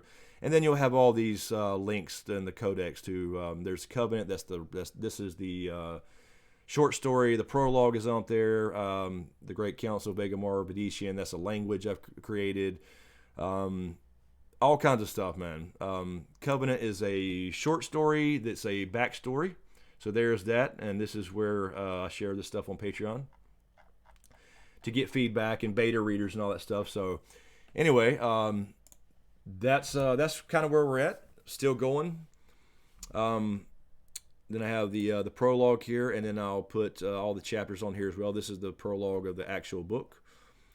You can see a lot of words, lots of stuff going on. And most of this is in my head, and I jot down ideas everywhere, and I got all these little cards. So what I'm doing now is when I'm sitting here and I have an idea, I'll go create an article placeholder, like the Great Council, for example. Just a little paragraph of what it is, but I'll add more, and there'll be actually pictures in here too. So when I start doing artwork or having somebody do it, I could do it, but I don't have time. I may talk to Urtach about this. Anyway, so there'll be artwork with each of these things and whatever. I have a whole timeline. It's really cool. There's a area in here to go and add an actual timeline, so you can start placing things on the timeline. So this is really a cool site. But most everything kind of just looks like this right now. You know what I mean? Just a paragraph, or sometimes nothing, just a name. Like Vegamore. I hadn't written about this kingdom yet, but it's got locations within this, so, and it links to there. So it's basically a big ass wiki page for this world building thing. And then you can add your maps and all that stuff. So it's really cool, man. It's really cool. I'm really looking forward to having an actual book. And the first one's probably going to be crappy, but I'm getting really good feedback on Patreon and want more. So please check it out, man. And I want beta readers. Let me go back to where I'm supposed to be. I want more beta readers to give me feedback, man. So yeah, a lot going on. I don't know about a machine, Stacy, but I'm trying. Yeah, so yeah, Chris R. Martin, shit, I don't know about that, but I have gotten really good feedback though. My mom, I've written a few things when I was younger, and it was like some fan fiction, Star Wars stuff and whatever. And I started writing some things, some nonfiction things, probably when I was in my early 20s or something. But I let my mom read some of the book and the short story and James and close friends, and I don't want people just saying, "Oh, it's good," because they want to hurt my feelings. But I've gotten some pretty good feedback, and I think my mom was even like, "I didn't know you could really write."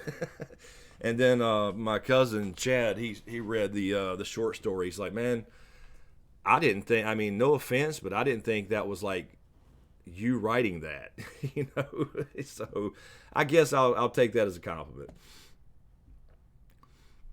So yeah, I mean, I guess there's some, I guess I'm okay at it, but you always get better. You always get better. And I'm certainly learning a lot while doing it, because I'm doing, that's what I mean. You're typing a single paragraph. I might type up a single paragraph for a chapter, but I've probably researched historical events or the way things were in that time period for an hour, while I'm writing one paragraph. So, Mike Bleasy, thank you for the super chat.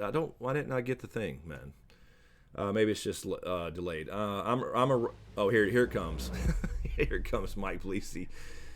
I'm a writer, mostly James and Chris. Yowie fanfic hot. I want to read it, Mike Bleasy. Send me a link, man. Tom Bostander, thank you for the super chat too, man. I appreciate it. Smoking if you got him. Baby Yoda and the Red Viper. Yes. We've talked a lot of Baby Yoda tonight and the Red Viper, and when we'll see the Red Viper. Yes, Stacey Urtach is awesome. We tried to get him involved with the book we did for Game of Thrones, where we all kind of collaborated and wrote a chapter apiece. And he was down. But then the publishers chose somebody else randomly. So we wanted an Urtach cover on that book, but we didn't get it because I don't know what it was. I honestly don't know what it was. Jason Weeks, welcome, man. You're just a little bit late. No, I'm kidding, man. I'm kidding. Thanks for stopping by, man. Yes, Aaron Mocha, the best car Viper. That's a pretty cool name, actually. Ooh, wouldn't that be cool, man? Wouldn't that be cool if for his sigil in The Mandalorian, he picks a Viper? Just as a little, just a little Easter egg. Little shout out, man. That would be cool. He comes across some Viper, some badass Viper, and kills it. This some known thing, and he tells the blacksmith, "I want a Viper." You know what I mean? That would be cool. Little shout out to his previous role. What's up, JoJo? What's going on, man? It'll be a panda, Mike Bleasy, a panda, a Mandalorian. Jesus Christ. Yeah, I don't know. Maybe pandas exist somewhere in that universe somewhere.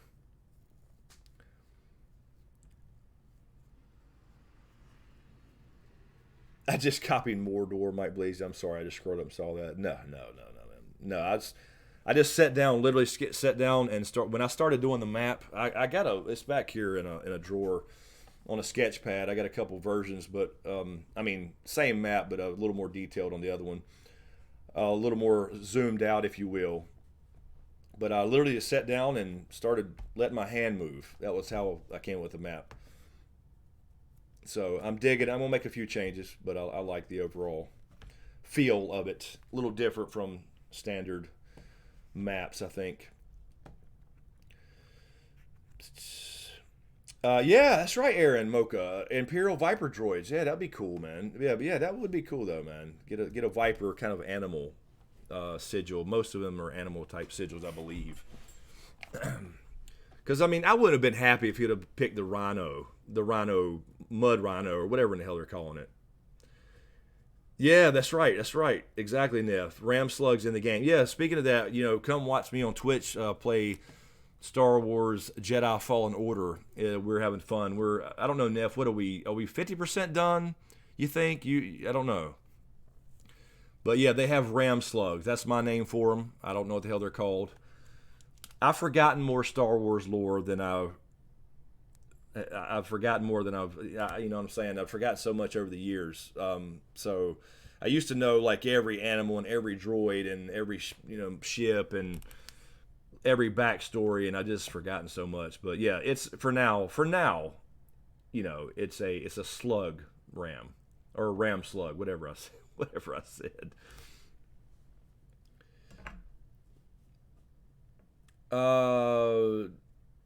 Didn't Skywalker Solo and Leia fight a Viper in the garbage? Oh well, yeah, I guess it wasn't really a Viper. It was a snake-like thing. was it with an eye that popped up, I believe. I don't know. I don't know. I don't remember what that creature's name is. That's some of the shit I forgot because they do have a name for it. Matthew, thank you for the super chat. Appreciate it. Red Viper versus the Mando. Ooh, man. I mean, I got to go with the Mando just because of technology.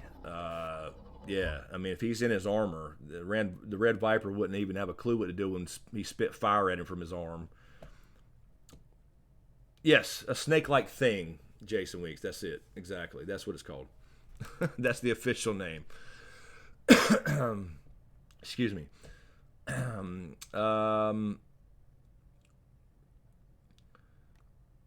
Aaron, do you think we will see some of the episode 2 pit fight beasts? Yeah, I would imagine so. Somebody had said that rhino, the mud rhino or whatever, was in that, and I was like, I don't think there was. It was something a little bit different. There was something very similar, but I don't think that was the same creature in the pits of Attack of the Clones episode 2. But yeah, I mean, I'm sure they'll tie in. They're really good about that kind of stuff, man. About making sure you see, links to the Star Wars universe and movies and through different species and creatures and all that kind of stuff.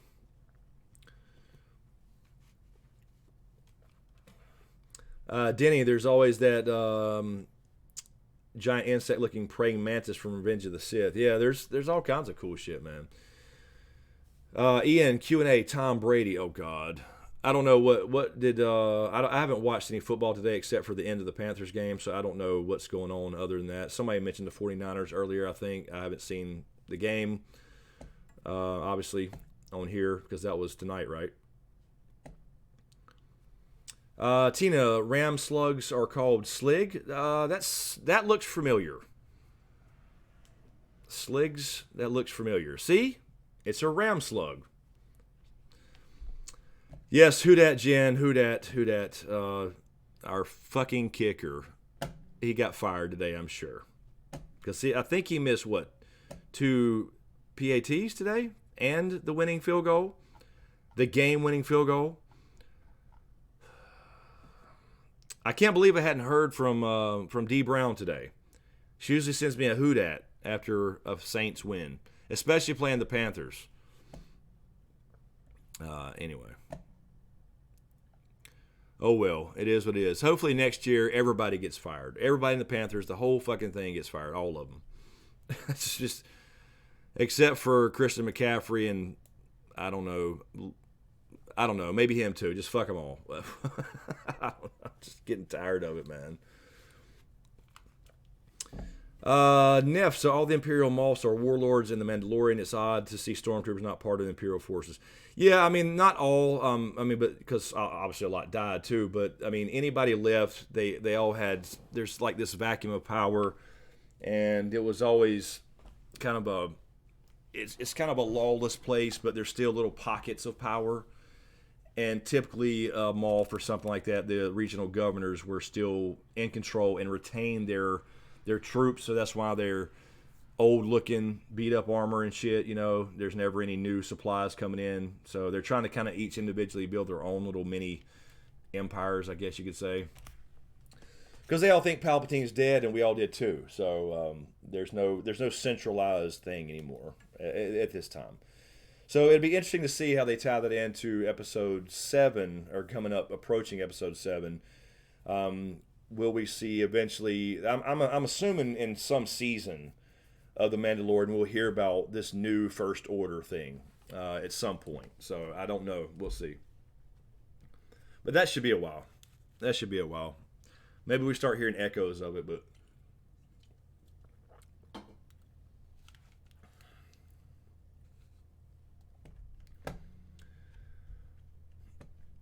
Jason Weeks, Mando should have killed the doctor he sent to the bounty. Well, I'll tell you, he should have asked him more questions. Either way, Jason. He should have asked him, who are you working for? Where are you from? What the hell does that patch mean? What were you? He did ask him what he was doing to him, but he just said saving his life. He should have asked him what that scan was.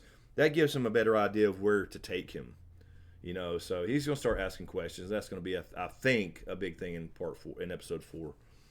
Or I'm sorry, Chapter 4. It's got to be called Chapter 4, apparently. Elon Tusk. What the hell? Christopherson. Oh my God. No, my problem, Mike Bleasy, is there's a damn old singer, old kind of country singer named Chris Christian. That's my damn problem. Res West, I have not. I mean, I've seen Rick and Morty. I have not seen anything more than probably 2 or 3 episodes, and I don't know. I'm assuming that was probably season 1. I don't know.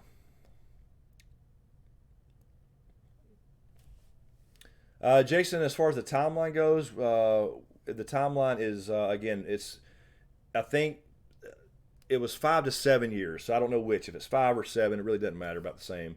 But 5 to 7 years after Return of the Jedi. So it's the period after the Empire fell, but before the First Order. That's where the Mandalorian's taking place. So they're supposed to be a new republic. At least at this point, I don't know if it's technically formed yet. I don't really know the timeline on that exactly. So the New Republic may exist out there, but obviously he probably operates more in the Outer Rim. So we haven't ran into that yet. So I would imagine there's a New Republic technically, but we hadn't heard anything about them yet. So we'll see. As a matter of fact, people are still spending Imperial credits. So I don't know if we have if they're going to mention the New Republic or whatever, because that's back in Coruscant near the core. So we'll see. We should hear about it. We should hear like references to it at least, I'd imagine. Neff, wonder if we'll ever hear the words Jedi or Sith in the show. Yeah, I don't know. I mean, you could hear Jedi or Sith in the sense of, okay, well, Aaron's kind of kind of answering. Yeah, because at this point they're becoming more of myths, just like the Force Awakens. But people know, a handful of people know and run across them occasionally. A lot more Jedi survived Order 66 than just Yoda and Obi-Wan. So at this point, Luke's out there.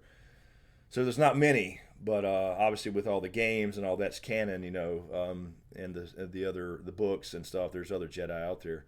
Kanan, for example, and Rebels and stuff like that. So I would imagine we could hear the word, but they could try to do their best to not really bring in Jedi and stuff like that to overshadow, because you know how it is.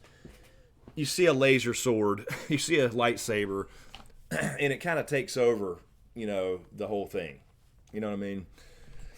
Because as badass as Mandalorians are, it's still cool to see somebody throwing shit with their mind. I mean, just let's be honest. So they probably try to avoid bringing in those characters, but we may see one here or there, or at least a name. Mr. Robot, what's up, Mr. Robot? What kind of healing ability do I want to see from Baby Yoda? Closing a wound, regenerating sight, or full-out resurrections? I think he was going to try to heal him before, so I think that's probably a thing already. He was going to try to do that. He started reaching up and closing his eyes, but he put him back in his little, egg. So I don't really have a preference. I mean, I think force healing is a legit force power for Jedi, but they've never really explored that too much in the Star Wars universe other than games. So I would think at least, I wouldn't say a full resurrection. That would be a little much. So I'll pick from that list. I'll pick, wounds. I think he can close a wound,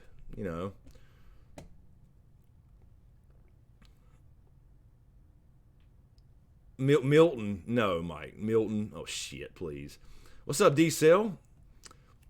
I want sharks with freaking laser beams. What's up, man? Evan, what's up, Evan? We'd really like to see Ezra and Ashoka in a live-action Star Wars movie. Yes, I would. The question is, well, we've seen obviously Ashoka, and we don't really know. Thereafter, she went with Sabine, right? Yeah, she went with Sabine to find Ezra at the end of Rebels, so we may see them pop up. They're not dead, so I would like to see that too. I would love to see Ashoka especially. And we may get a Sabine thing. She would be probably pretty young, I guess. I guess she would. No, I don't know. No, this is about the right timeline. It's pretty close. We could see Sabine in The Mandalorian. I don't know exactly, because I think that should be a little after The Mandalorian, right? No, that should be, no, it's way before actually. So yeah, we could see, and we'd have to see what happened to. In that case, we would have to find out what happened to Ezra. Cody Little, what's up, man? The Mace Windu show actually real or rumor? I don't know. For me right now, it's a rumor because I have not seen anything official about a Mace Windu show. So I don't know the answer to that, honestly. I can actually look really quick, just out of curiosity. Mace Windu, because I did see an article on that, but there's lots of rumors that are bullshit. Mace Windu, was it supposed to be a TV show or a movie? I think it was a TV show. I would like to see a young Mace Windu training, but a lot's known about him. But that would be kind of cool. Mace Windu. There's a video, Mace Windu TV series, huge news revealed. Those are from Mike Zero. Both of those are videos. But he just goes off sources, supposedly, so there's no actual... I don't see anything anyway. I mean, again, this is just one little quick Google search, but I don't see anything official. But I can't play this video either, so without copyright shit. I'll watch one of them and see what he says, where he's getting the info. But it says right here, Mace Windu TV series, shocking news revealed. It's two separate videos with almost the same title. But that was on November 13th, and then one was 4 days ago. So I don't know.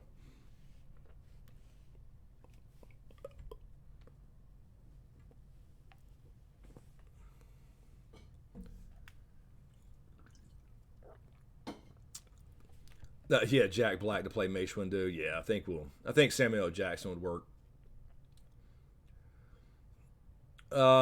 Neff, I actually hope they leave out lightsabers, vibers, swords, etc. Mando feels like a steampunk western show, and I love that. Yeah, no, I agree. I agree, Neff. I do. I wouldn't mind if you saw, like I said, a quick scene with a Jedi or maybe an unknown Jedi that survived the Purge, Order 66. Like I'm saying, and he helps him, take Baby Yoda to somebody else. We don't have to necessarily see that, but I wouldn't mind seeing that where maybe he's helping him and he explains the Force, and you see him maybe fight something as they do, but just little bits here and there if they do anything. No more than that. Keep the Western going without lights, because again, they'll steal the show. Again, little small appearances I think would be fine for the story, but. You don't want. I don't want. I would always love to see Jedi, but make it quick. Make it quick. Just like, here you go. They have a little fight, whatever. References some Mandalorian history themselves, or they fight together to get Baby Yoda somewhere. Whatever it may be, little quick things would be fun. But yeah, nothing where it's like starts to take over. Let's see here. I was going to. No, not that.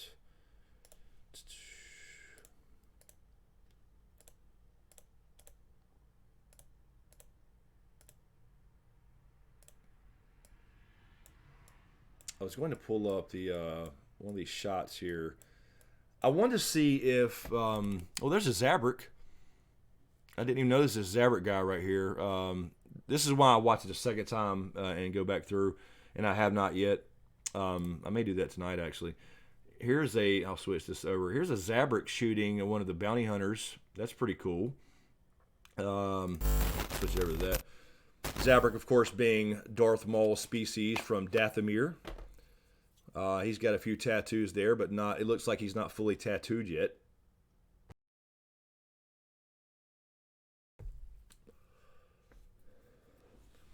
That's pretty cool. I didn't notice him.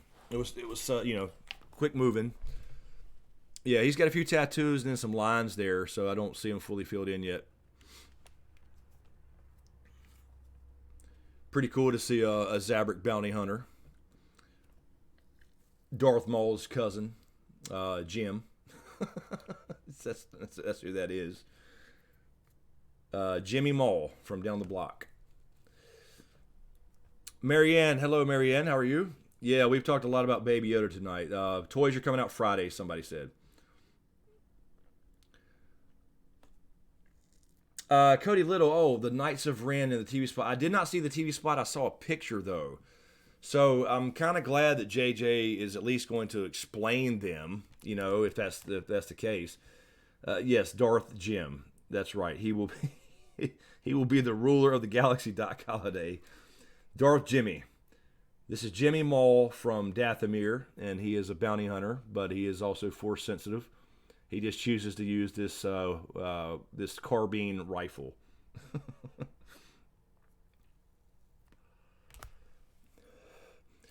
Brian N. Yo, SmokeScreen, the future of Star Wars on the small screen for now, and I'm cool with that. I am too, Brian. I really am. I think it's really cool. And George Lucas tried to do this many moons ago. He tried to get a Star Wars live-action show going, and at the time, believe it or not, they couldn't get enough money to because he needed $1 million an episode. That's all he needed for a Star Wars. In those days, that's a lot, I guess, and he couldn't guarantee that or something, so he didn't go through with it. That was my understanding of it. So this has been a long time in the making. And just think about now when Game of Thrones has $15 million per episode or something like that, whatever it is. Shows like that, anyway, had these huge budgets, and back then he was trying to get it to where he could get $1 million from somebody, and they didn't come through, I guess.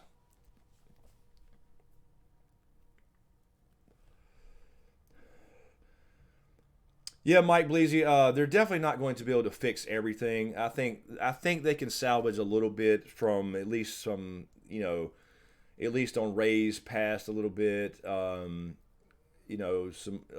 things that they kind of built up in episode 7 that Rian Johnson purposely forgot about, or, purposely squashed. So they can fix a couple things, but they can't undo what they did, really. He can't really undo. You can never unsee it, is what I'm saying.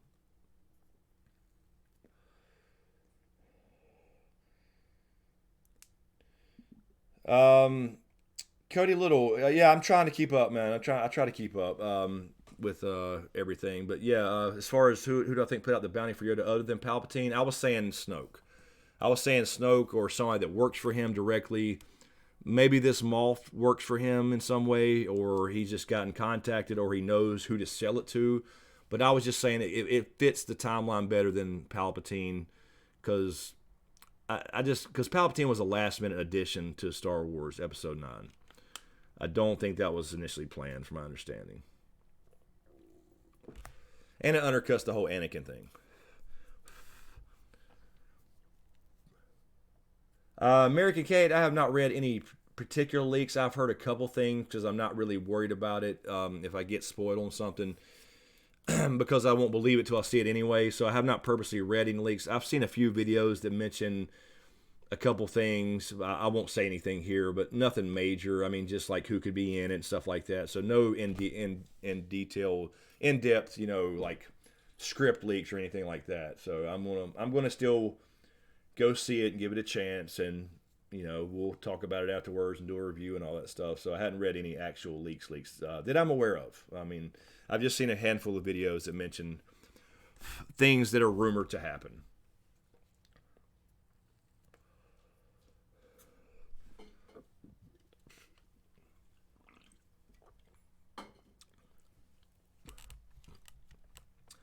Back over here, sorry. Cody, I have not seen. I have never watched. I know this is surprising. I've never watched Breaking Bad. I've seen in the first episode, I think. So I don't know about his character. Let me actually check, move Patreon really quick. Let's see, what is it, 12:08? We'll go for a little bit more if you guys are still down. Not too late tonight.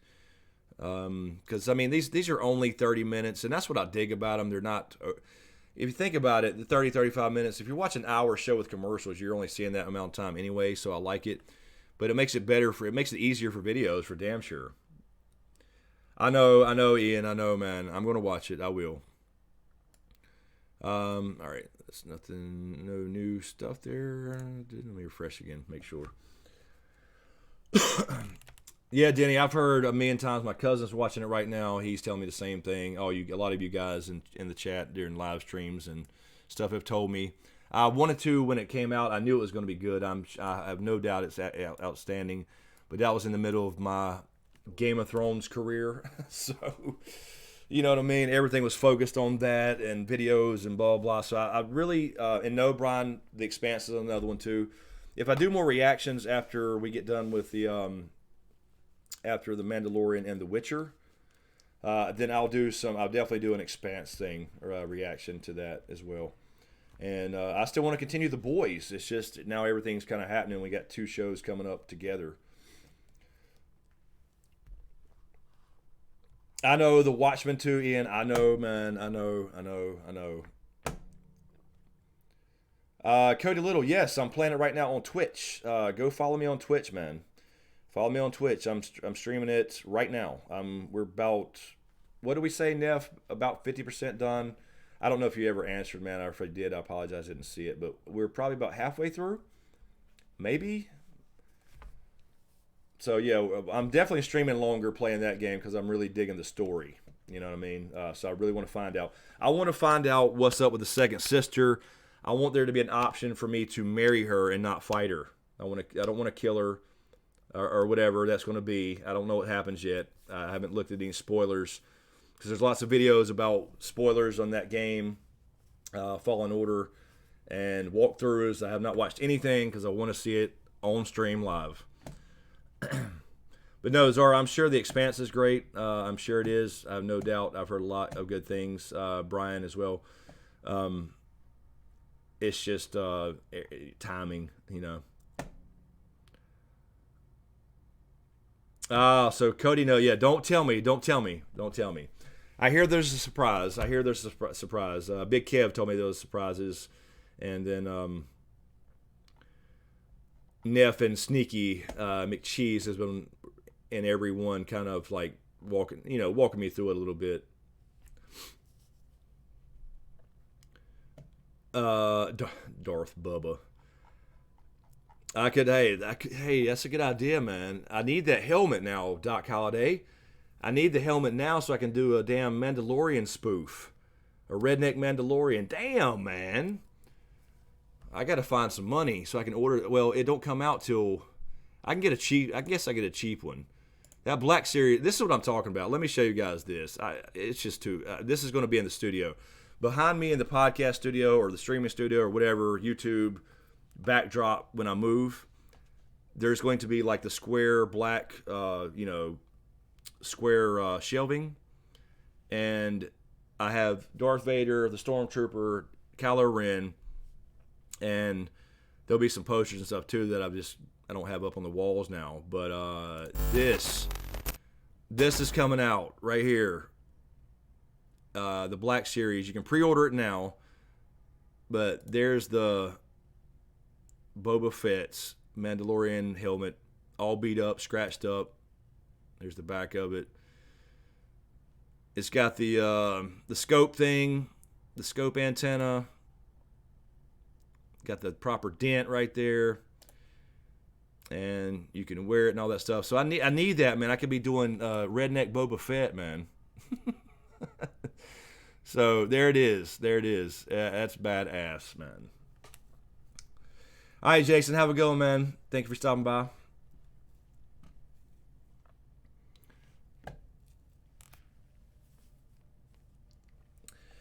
Yes, Neff, The Witcher. Yes, I'm looking forward to The Witcher too. But it's like, damn, with the crossover, I'm going to be overwhelmed at least that week because I still am really digging The Mandalorian, but I'm really looking forward to The Witcher. And, yeah, man, I just don't know what to do about it with the whole Netflix thing like we were talking about before, but oh well.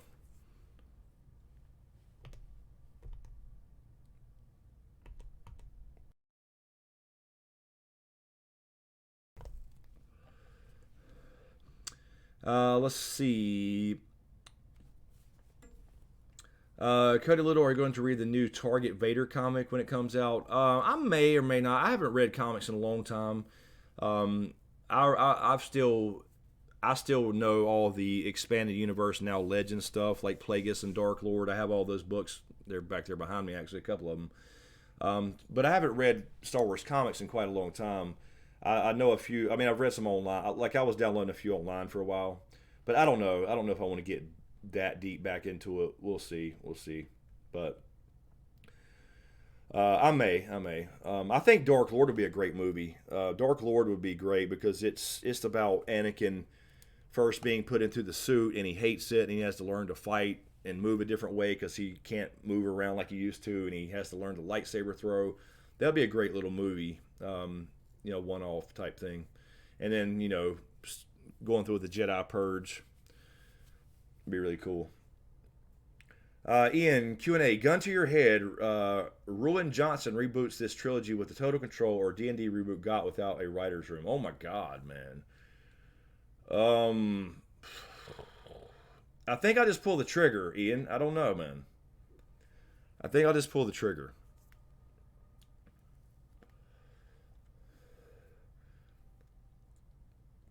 Yeah, I think I would just pull the trigger, man. No, Cody, I don't know if they're making that movie. I'm just saying I wish they would. I mean, if they want to keep doing main characters. There's still so many other stories I want to see, though, outside of the main character. I want to see Darth Plagueis. I want to see Darth Bane. I want to see the Rule of Two, Darth Bane and Darth Xana, his apprentice, who became Sith Master and all that shit. That's a great trilogy. That'd be a great set of movies. That'd be a great trilogy to make. I want to see Old Republic. I want to see Revan and Malak. I want to see all that stuff, man. I want to see the actual planet Korriban before they renamed it. I don't buy the renaming bullshit. I hate the new canon. It's watered down. I know the old canon. That's what I know. But anyway. Yes, Neff. So much stuff. Exactly. D&D had a writer's room. Yeah, I don't know, man. Do they have source material? I don't know. I don't know, man. It was just one movie so far that I hated with Disney. But of course, it's in the main story. So, I don't know, man. No additional source material, no additional. So what they have now, including the Winds of Winter stuff, I would take a reboot with them. I would take a reboot with them. I wouldn't necessarily want that actually, but I would take a reboot with them because at least they have source material and they know what they know now. If they know what they know now, I would take the reboot because Rian Johnson would purposely screw it up just to spite all of us evil fans.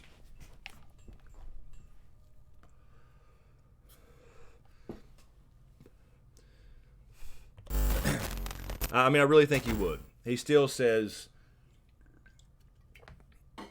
basically fuck any fans who didn't like his movie. He can't accept that he made a bad movie, so he wants to blame it on racism or something. I don't know. It's crazy. It's crazy to me. Yeah, no, Neff. I think that was the whole idea, though, right? For Dan and Dave's trilogy that they left and went to Netflix and all that stuff. So that'll still be done, I'm sure. I'm sure the Old Republic stuff will still be done. I would imagine. That supposedly was the rumor. Again, nothing confirmed, but I think we'll get that. Yeah, Matthew, that's what I was saying, man. Dark Lord will be a great Vader movie. If you use the Vader that they had at the end of Rogue One, that style, he had to go in, like he would go in all the time and take his shit off in his chamber where he could survive. And he hated having to put it on, and he had to learn to move. He learned the lightsaber throw because of that. He's the one that started that shit. That was in Dark Lord, like a Jedi guy that was fighting him in there has never seen anything like it, where he threw the lightsaber and brought it back to himself, controlling it as it flew. All this kind of stuff. It made him, because he wasn't fully turned until later. You know what I mean? Excuse me. I guess he was never really fully turned. There was always a little bit of something in there for Luke once he found out about Luke. But anyway.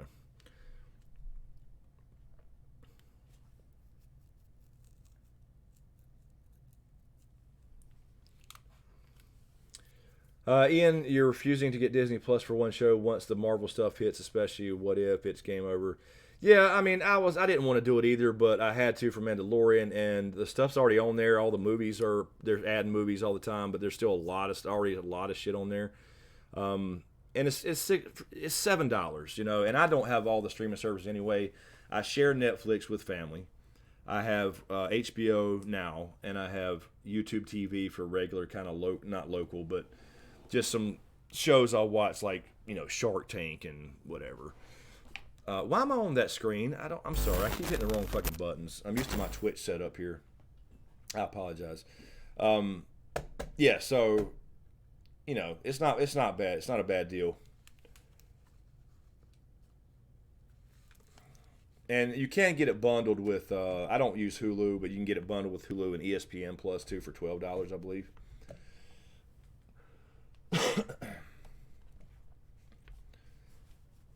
What are you saying, Mike Bleezy? Song of the South 4K or no sub? What? I don't know what you're saying. Speaking of that, really quick, just curious. Since we've started, I'm just curious to see.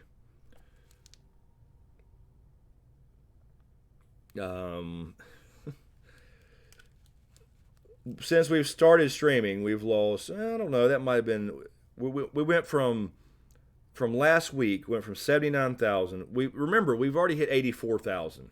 Remember that. So keep that in mind when I say this stuff. We hit 84,000 in season 8. Last week it was a week ago, it was at 79,640. We were down to 79,555. That's what's happening right now. Still.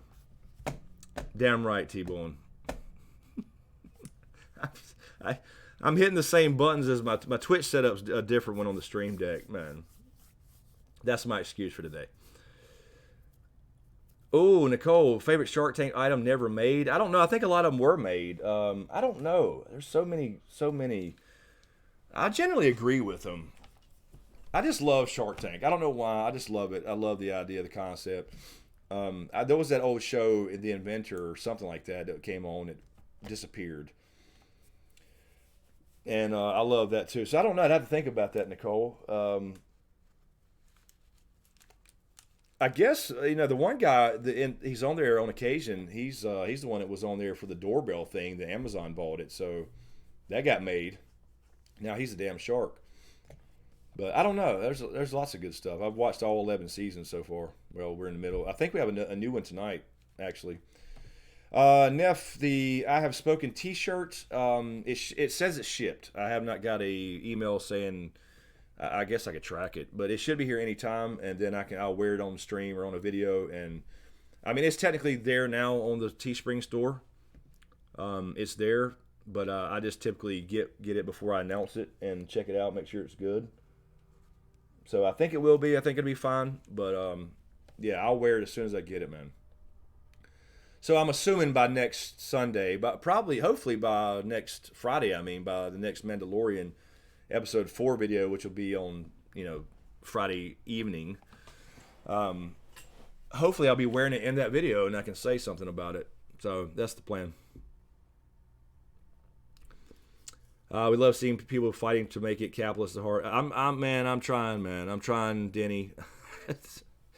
I've never seen anything like this in my time here. I've been here almost 5 years, and I've never seen anything like this. It's ridiculous, where everything's backwards. It makes no sense to me. It's not all Game of Thrones people. I thought that at first. It's not. I'm literally stuck and just slowly going backwards. So eventually we'll hit 75,000 again, you know, which was a big milestone. You know, we'll hit it going the other way, and then I'll do a 75,000 subscriber special. But yeah, I keep there's still a few subs coming in, you know, whether it's Star Wars or whatever. But I'm still losing more than I gain. So I don't know. Yes, Mark Cuban, my spirit animal. Yeah, I love Mark. I don't know if you watched Shark Tank, but this year he episode 1 he got into these motherfuckers, man. He got into this dude. When people come in there with supplements and shit that he knows is fake, snake oil. I love it. But yeah, man, I'm trying, man. I'm gonna keep going and doing the things I enjoy, like Mandalorian and The Witcher, and Game of Thrones prequels and whatever else. But I don't. At this point, I think it's almost lost cause to ever get to 100,000. So close, yet so far. You know what I mean? I don't know. The strive for 75. Yep, we're heading towards it, man. We're not. We're 4,000 away, and we're going to hit 75,000 going backwards. We are rolling.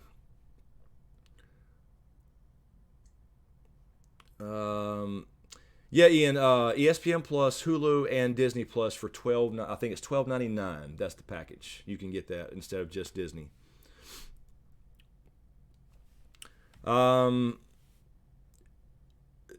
Yeah, Ian. I mean, that's the thing. The 100K thing. Yes, I want that as my personal goal. That's what I set originally when I started this and figured out. Wait a minute, I'd like to do this for a living, and I understand the risk. So I mean, it's on me. But I'm saying that's always been a personal goal. Yes, you get a nice looking plaque to hang up behind you, because less than 1% of people ever do that on YouTube. But the main thing is you get a contact that I can contact at any time and have an answer and get a reply from a person and ask them if there's a problem or what's going on, inside information. All that shit is 100K. And yeah, we were really close. We were 15,000 away.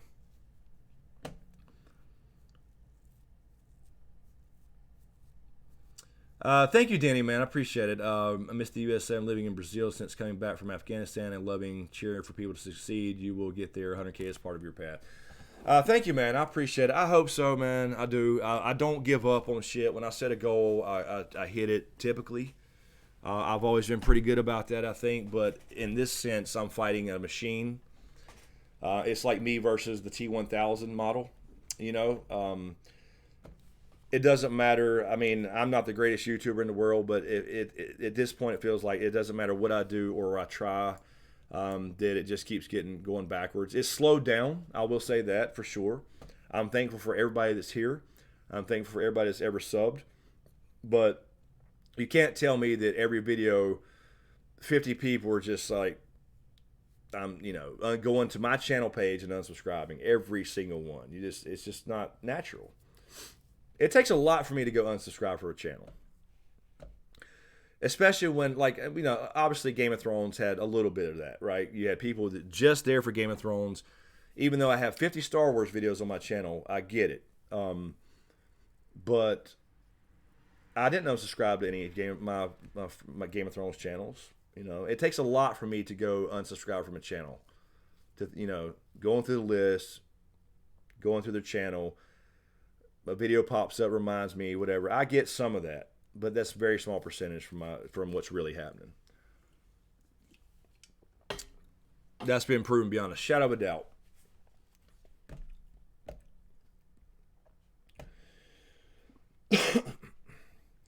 Yeah, yeah, see, there you go, Denny. There you go. Right there. There you go. The perfect example. I've had to resub to you 3 or 4 times just since season 8 of Game of Thrones. Right.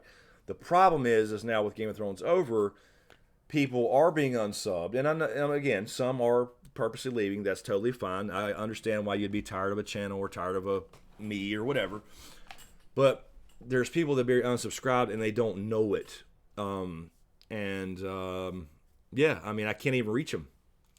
I can't even reach them to remind them and say, hey, I'm still here. You can still watch videos if you want to. So, yeah, it's just weird.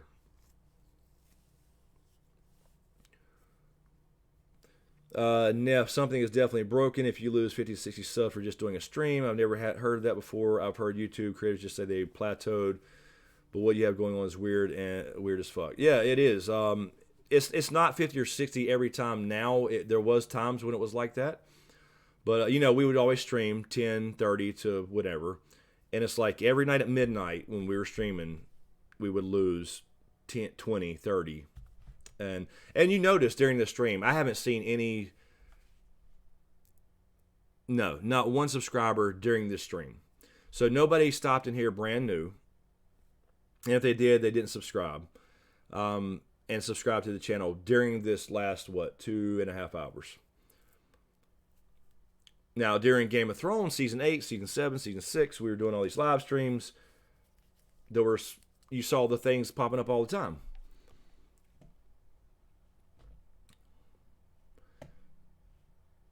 So, it's really odd. The last thing I see on this list was before the stream. Donnie Darko, thank you for subscribing, Donnie, if you're in here lurking somewhere. That was 4 hours ago. That's the last subscriber I saw.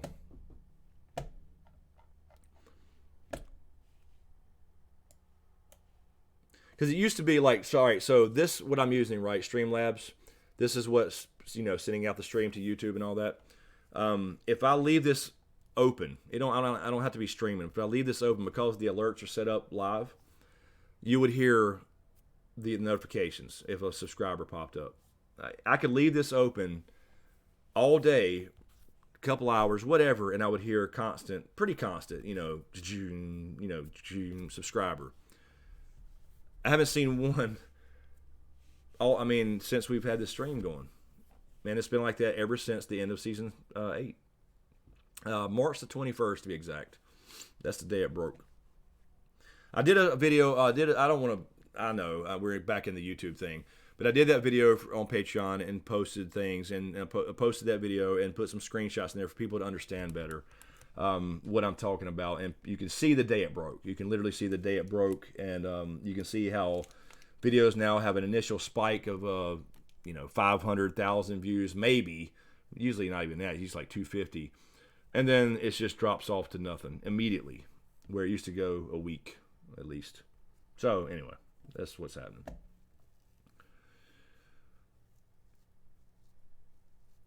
Decel makes more sense due to privacy and YouTube update policy. Some people who return back to YouTube after some time or so might be unsubbed to certain channels.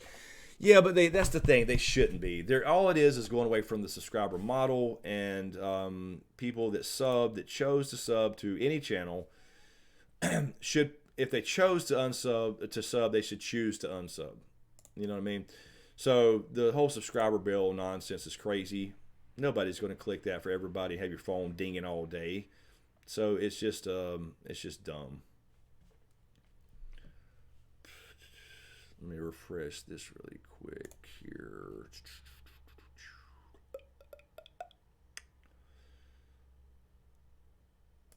But anyway, I'm sorry. I always get, somebody says something at YouTube and then I get into damn rant mode again. This was so cool. This is what I would like to see.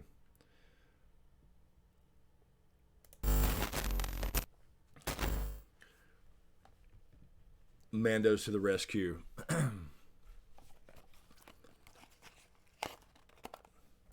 Yeah, I mean, it does. And then when I put in a ticket to say, hey, can you check out, make sure something's not broken, I either don't get a response at all, or I get an automated response with some link to, here's how subscribers work. Like I don't know this shit for 5 years.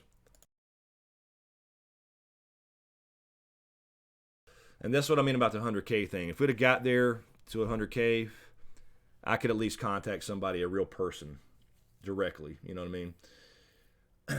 No, I'm definitely not getting recommended like I used to, but I've been through that before, Denny, no doubt. I've been through that where I've seen it drop off, and then I've worked my way back into it. That happened during the long night, you know. That happened during season 7 and 8 because it was so long. But I worked my way back into it, and it would never drop this low, ever. Even in the middle of that long, dark night with no Game of Thrones, it never got so low to where views are so low as they are now. So I've been through that process, you know, of getting back into, recommended.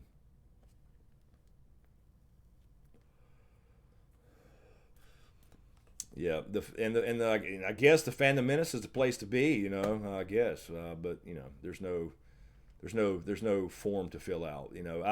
As a matter of fact, last night speaking of Star Wars, we're supposed to be talking about Star Wars. I went back and watched a little bit of my Last Jedi review, and where me and my cousin Eric and Dustin did the review, and we got home that night and set up the table in here and had a little round table with 2 cameras and talked about the Last Jedi. And I was like, man, I've been in that club. You know what I mean? I was in that club. You know what I mean? So it's not like there's some place to go sign up with a application. Whatever.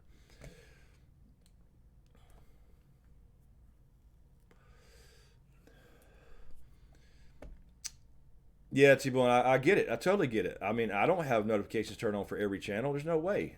There's no way. My phone dings enough, man. It used to really ding. Now it got to where when I first started, for the first probably, year and a half, I responded to every single comment on YouTube. Then it got out of hand, obviously, where I could not keep up with all the comments, and it was just almost impossible, which was a good sign. That was a good thing. But now I can easily keep up, easily. So you see me at least heart every single comment. So, I mean, it's literally back to year 1 stuff. What's up, AA Ron? What's up, Chris? Glad to catch you. I think they should make Baby Yoda a foundling. They keep talking about foundlings. It would make sense and would be awesome. Mandalorian. Yeah, we talked about a little bit about that earlier. Somebody asked about, do I think he would be a Mandalorian or whatever. I was saying it would be cool. A Force-sensitive Mandalorian. There has been one before. I don't know about his species or whatever, but with the Force he could do whatever with some training. But I think it would be a better story if he goes off and tries to find out where to take him, being special the way he is. So I think that'll be their focus. I'm just guessing that, though. I mean, you could be right as far as him being technically a foundling and raised in that culture. But I think it ties into something bigger, and he's going to go find out what that is. Whether it's Snoke or, I was saying earlier, Luke and the new Jedi Order is out there somewhere. Maybe he finds out about that and takes him when he finds out what the Force is.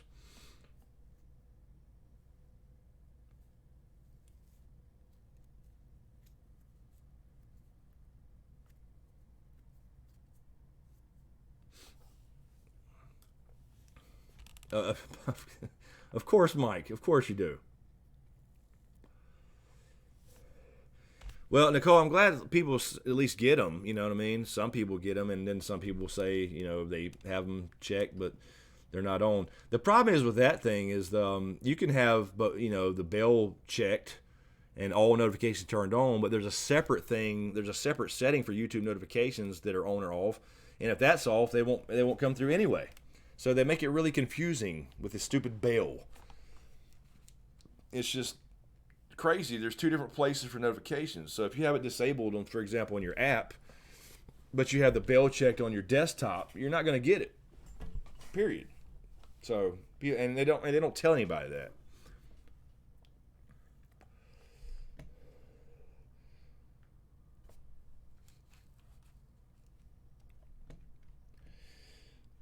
Yeah, that would be good, T-Bone. It would be good. Yes, Neff, this scene, this was badass. This was cool. This was badass right here. And then I like this, let's see, so we can find the heavy gunner. I think he was the same guy he got in a fight with, right? There he is. That's a bad looking motherfucker right there. 50 caliber, heavy gunner.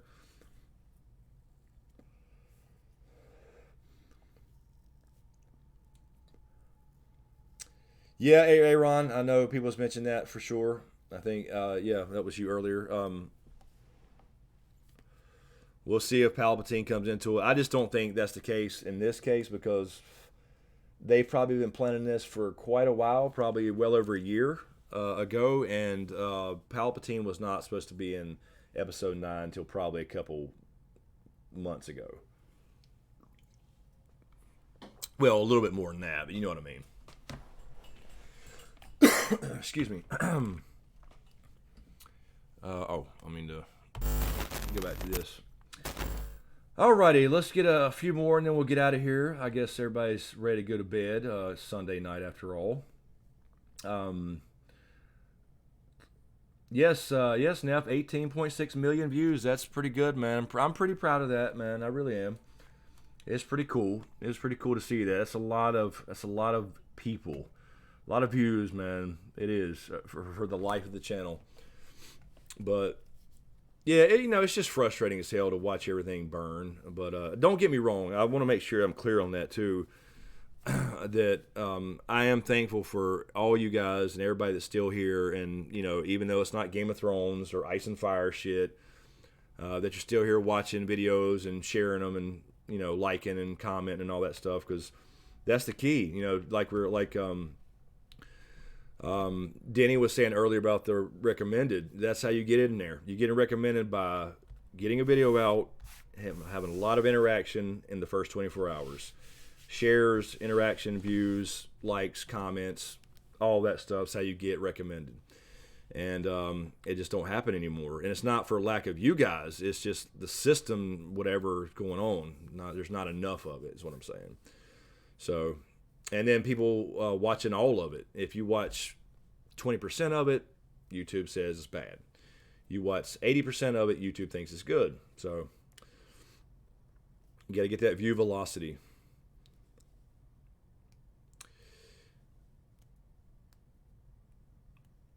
Yeah, thank you, AA Ron. Yeah, you definitely don't have to be a Patreon to help in that sense. Patreon just keeps me afloat because the YouTube money is gone. So it's basically, like I said the other week, and in that video, it's really gas money now. It really is not much more than that. It used to be to where, Patreon is a check per month, and then YouTube's another check, just like kind of a regular job where you get paid every 2 weeks, and it was set up that way. I could pay my house payment out of one and other bills, and pay my car payment out of the other, and pay my other bills, and still have money to go eat every once in a while, stuff like that, go to movies, all that stuff. But now it's just one Patreon check, and then a little bit from Twitch and a little bit from YouTube, and it's just all separated and gas money now. So that's just the level. That's just where we're at. So all I can do is keep grinding and trying to figure it out, man. Yeah, Denny, I try, man. I've tried to always do that. When I first started live streaming, I thought it'd be cool. But that's what I think made them so fun, man, for the Game of Thrones ones and anyone. But as we, James started live streaming with me, and we wanted to make sure that it was not just us talking and people listening, because that's the podcast, right? We do the podcast so we can just have a conversation, and guys can listen to it. You guys can listen to it. And if you're interested in it, you are, and you can comment or whatever. But the live streams are for interaction. That's for me to not just sit here and preach and have these monologues. Is to sit there and talk to you guys, and that's what I try to do from the get go, and that's what I think that's what makes them pretty damn fun. So yeah, I mean, I appreciate every one of you guys.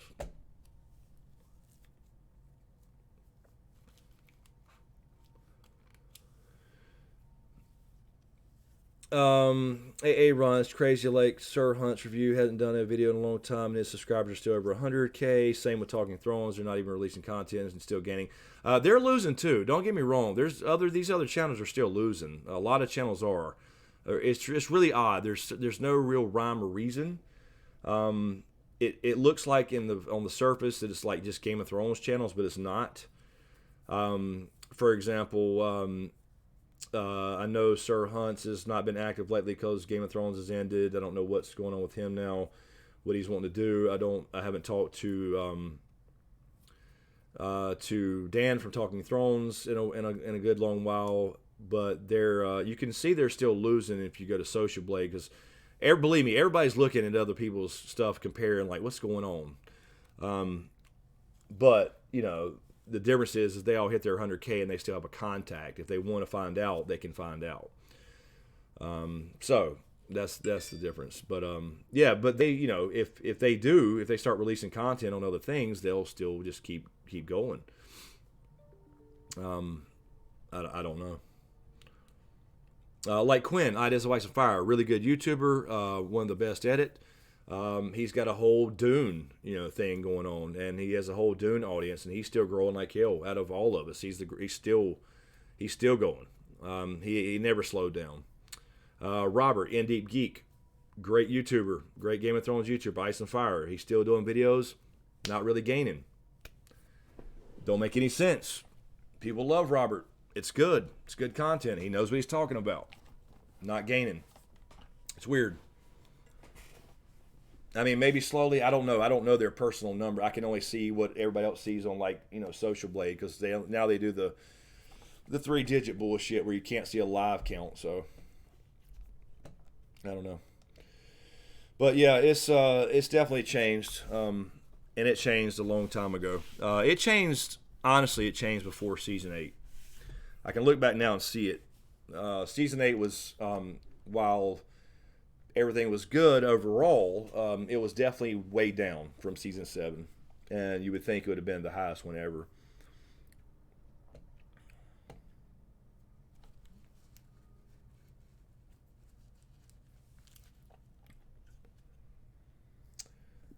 Colton, I think the only ones not taking a hit are left-wing news channels. That is definitely true. I mean, that is definitely part of it. That has been shown without a shadow of a doubt. No doubt about it. It's definitely, definitely political, and there's definitely election stuff involved. There's no doubt. And somehow it affects other people that are not even political. No doubt about it. It's been undoubtedly proven. It's been talked about on Joe Rogan, talking about by, more right-wing news places. I mean, it's been proven by left-wing news places that still believe in free speech and conversation. So it doesn't matter your political persuasion, it's definitely happening. And somehow, I don't know if that's the same thing that's affecting other people. I don't know. Jay Crook, I had to resub, didn't think you were active because I didn't get any notifications. Just happened to check your channel tonight, Strains. There you go. That's 2 people tonight that's already said they had to resubscribe. I mean, so there you go. I mean, I get other messages like this, just on Facebook or Twitter DMs or whatever, occasionally, and then I'll drop a video, and I'll always have 1 or 2 comments at least, because most people don't say anything. They either stay unsubscribed or resubscribe, but I'll get those things. Hey, glad to see you're still doing it. Hadn't seen you in a long time. It's like, nah, I've been here.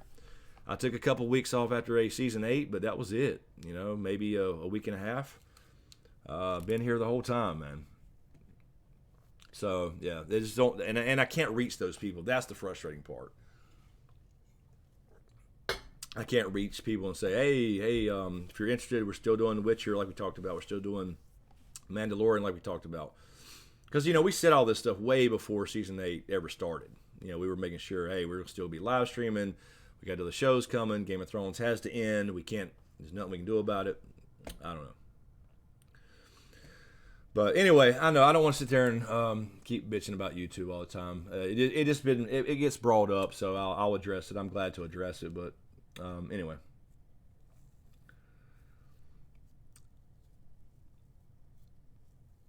Tyler, I've been subscribed, but I promise I haven't seen any of your videos. Yeah, I mean, I don't doubt it.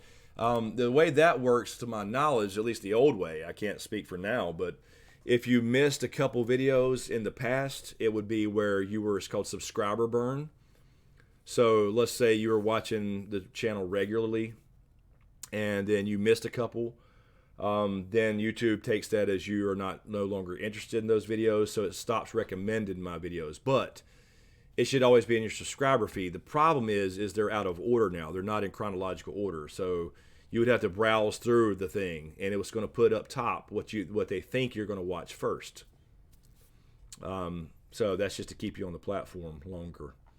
So I get that. I get why they do it, but it's makes it where you don't even know I exist, or whoever your favorite creator is. Creators. Yeah, Mike. I mean, I'm sure it will. I mean, I thought Star Wars. I thought Mandalorian would help. Obviously, it's not in the scheme of things. I'm going to still do it because I enjoy it. I like the show. We're gaining some people from it, just still losing others. Yeah, I mean, we'll see. Maybe The Witcher helps, but the prequel's a long way off, man. Long way for at least a year and a half, I would say, at least, if not 2 years, but probably probably 2021 for a Targaryen prequel with dragons and CGI. Yeah.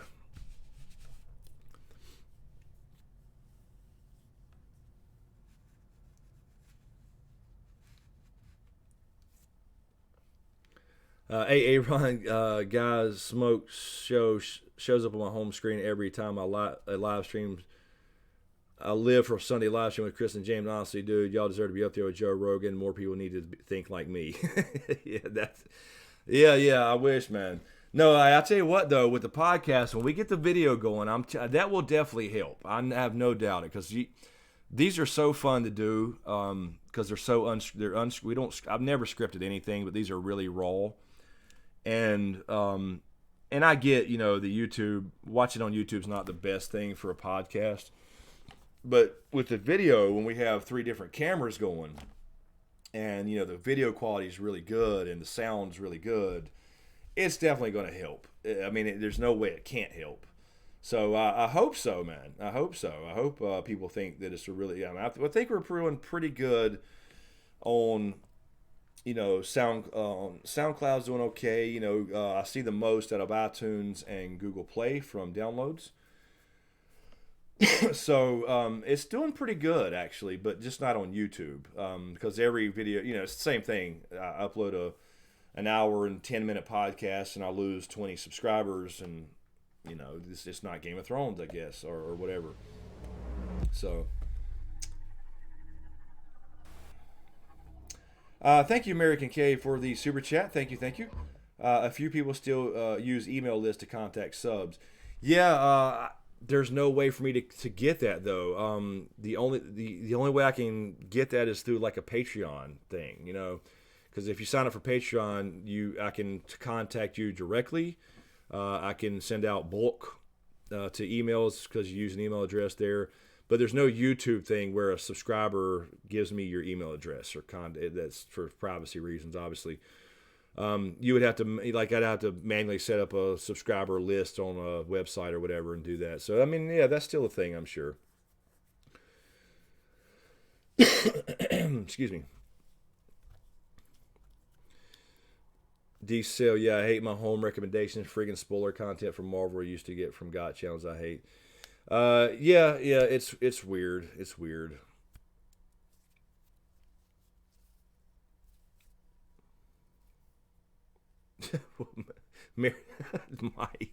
Mary always sending me emails. Oh shit. Oh Lord. Tyler, since I haven't seen any of your videos, what are some of your predictions on Baby Yoda? What do you think this will set up for future movies? Yeah, Tyler, we were saying that I think, people have suggested it has something to do with Palpatine trying to regenerate or whatever from the new movie. I was saying because that was probably planned a lot later that it's probably something to do with a bigger character, a bigger power like a Snoke.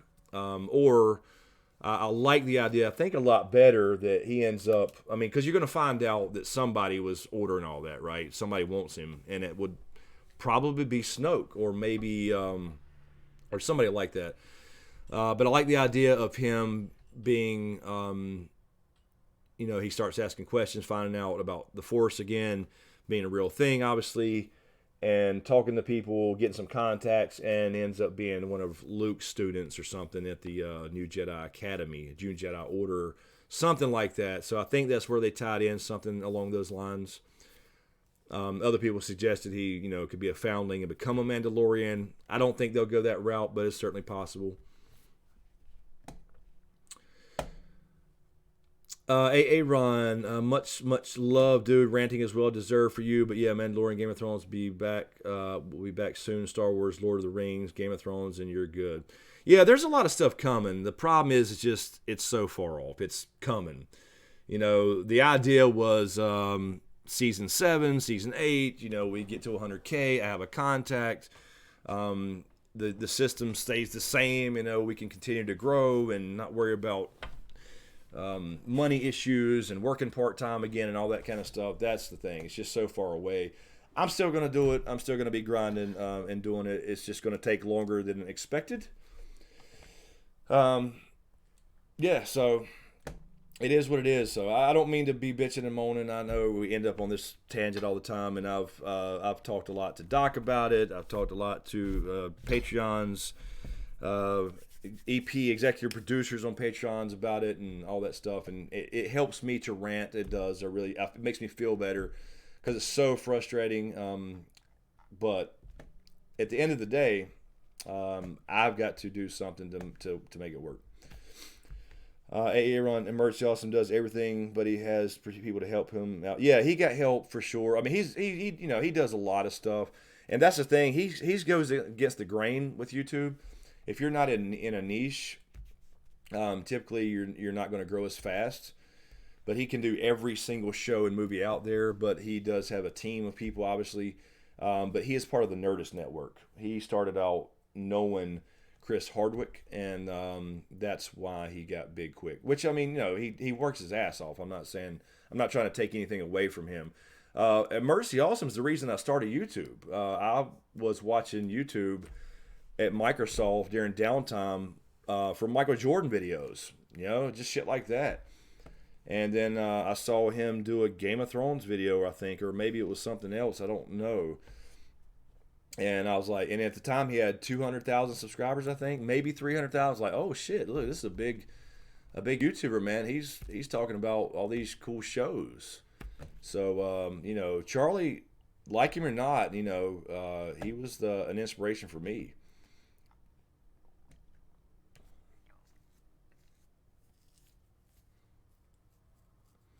Yeah, Colton. I don't watch many of Joe Rogan's podcasts, but I do follow the Clips channel. They take the main talk boy.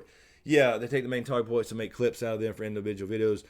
We did that before on the Side Effect podcast, and that's what we did. We did the whole podcast, and then I would cut them up into 5 different because we always had segments. So I did them in segments, so they're shorter videos. So that's what I was doing then. But then our channel got deleted, and we don't know why. So. Me and James can do that but we typically have one topic. But there's going to be some episodes where we have a mix of different topics, and so yeah, if there's stuff like that to do, I will definitely do that. But they could technically consider that spam, but I don't think they would since Joe Rogan does it all the time. He does clips and he does best of the week or whatever, and Jamie's sitting there doing all that stuff, I'm sure, behind the scenes.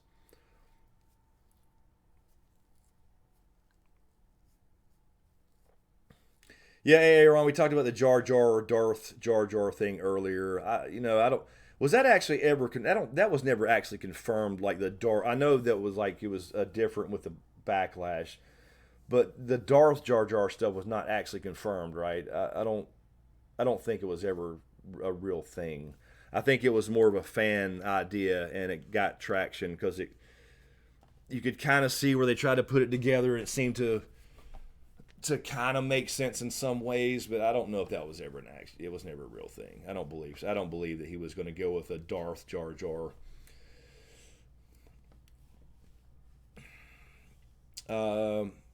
Yeah, I'll still check out. Occasionally, I'll still watch a Charlie video. Occasionally, not often, because he just does so many things that I don't watch anymore. But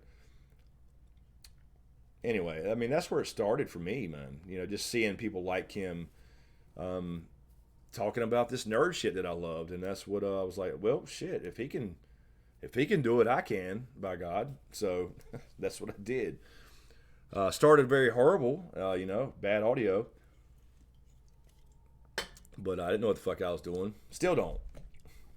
I kind of know.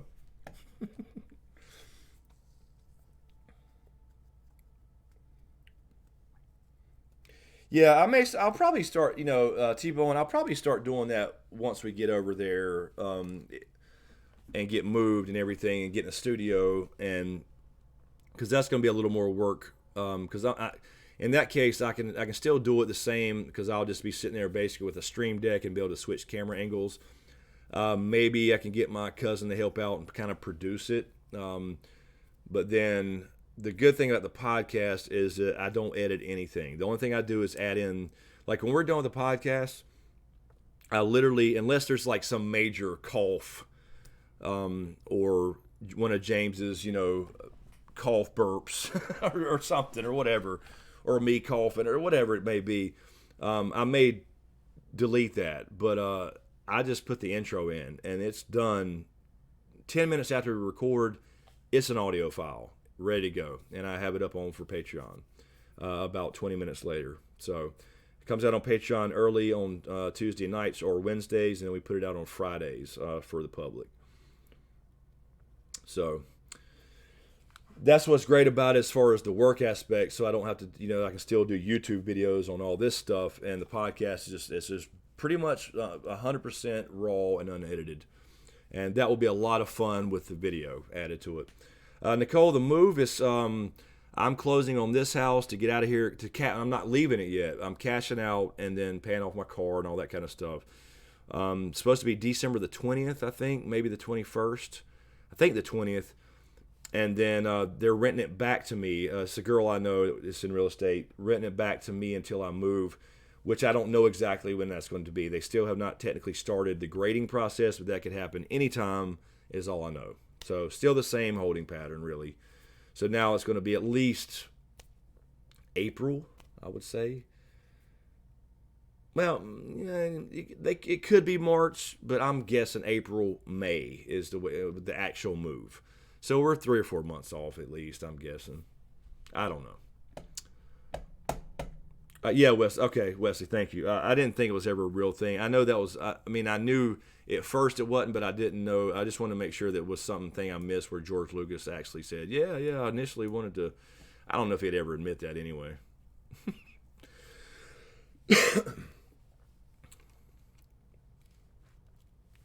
Yeah, exactly. Exactly, T-Bone.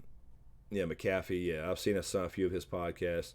Yeah, they all have full teams. I know another channel. I know what is it? I forgot the other channel. They got a couple million subscribers, but they have like a studio and a team, and anybody that's got a team of people, and they dump some money in it up front, it's gonna be easier. I'm not saying it's easy. They've taken the hits too, but they're already at 3-4 million subscribers. So when they have a little bit less, they're seeing a drop off in their views like everybody else, but they can still eat. So anyway, all right, we'll get out of here. Appreciate it. Appreciate you guys hanging out. Good night, T-Bone. Have a good one. Yeah, go get some sleep, man. Got to work. I got to go in here and give Riddick it's time for his snack. He hears me saying that right now, so he'll be scratching on the door. And I think I'll watch Shark Tank, and then I'm going to start this. Star Wars for Dummies video. I think probably won't do much, but it'll be fun. It'd be fun to do. And because get people into the Mandalorian and other shows, and you don't have to be a super nerd and love laser guns and glowing swords. So I understand that. Nicole, a girl I know? What? Me?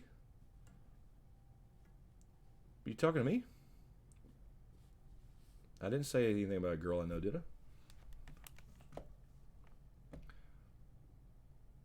No, I was trying to think of the new rock stars. That's what I was trying. The channel of the new rock stars. They are they have a team of people and a studio and all that kind of stuff. So they got hitting them too, but I guess in the same I don't know if percentages or whatever. I don't know those guys at all. But it's a little easier to get through. You know what I mean, when you're not just a one-man show from your bedroom. So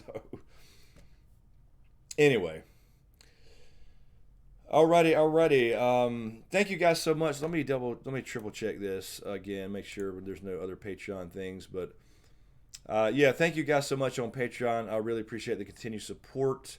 That's what's allowed me to keep doing it. Yeah. Tina, I'm sorry. Thank you, Tina. What's the topic for the next podcast? That is which documentary? The one with Kathleen Zellner in it. I think it's Dreamer/Killer is the name of it. Watched it yesterday. It's not as crazy. It's a good story. It's not as crazy, but it's going to be fun. I love anything with Kathleen Zellner involved too. That's from the Making a Murderer series, obviously. So we'll be talking about that Tuesday. For damn sure. We've been behind because of all this scheduling shit going on. There's been some changes at James' work and all that stuff. So, so that's next, Nicole. That's next. I'm sorry, Tina. Yeah, let me refresh that again. Make sure that's never works right. Alrighty, thank you guys. Appreciate you guys hanging out. We will. I'll work on that video. We'll have Mandalorian coming up Friday, and then podcast Tuesday, and then I probably will do this video tomorrow. Start recording it, editing, all that good stuff, and anything else that comes up through the week as well. And then I'll be streaming on Twitch. Monday, I believe. I think Val does Tuesday and Wednesday, so I'll do Monday, Thursday, and maybe Friday again with Jedi: The Fallen Order. We should be finishing that this week, I guess. So, yes, that's the plan. Anything else pops up with the Mandalorian or whatever, I'll do a video on that or whatever. But I don't think there's really anything. I was going to do the whole separate little theory thing we talked about, but it's really more of a 2-minute. Here's what I think is going to happen. We just don't have enough information yet for theories. I don't think you can throw out ideas, but we said most of it on here. So, anyway. Alrighty. Good night, everybody. Thank you. Appreciate it. Thank you, AA Ron. Good night from Cali. So much love. Don't have many friends. They're into this shit. Yes, that was why I started all this, man. But yes, thank you guys. Appreciate it. Again, look forward to the podcast on Patreon Wednesday. That'll come out Friday with the next Mandalorian, and then streaming on Twitch. Yes, everybody have a great Thanksgiving. That's right. That is this week. I about forgot. So that's another thing that may throw off some stuff. So I guess no streaming on Thursday then. But yes, thank you, Callie. I completely forgot what week it was. Yeah, so that's the thing, Thanksgiving. So maybe it's just the one thing this week, and then the Twitch streaming until we get to the Mandalorian on Friday.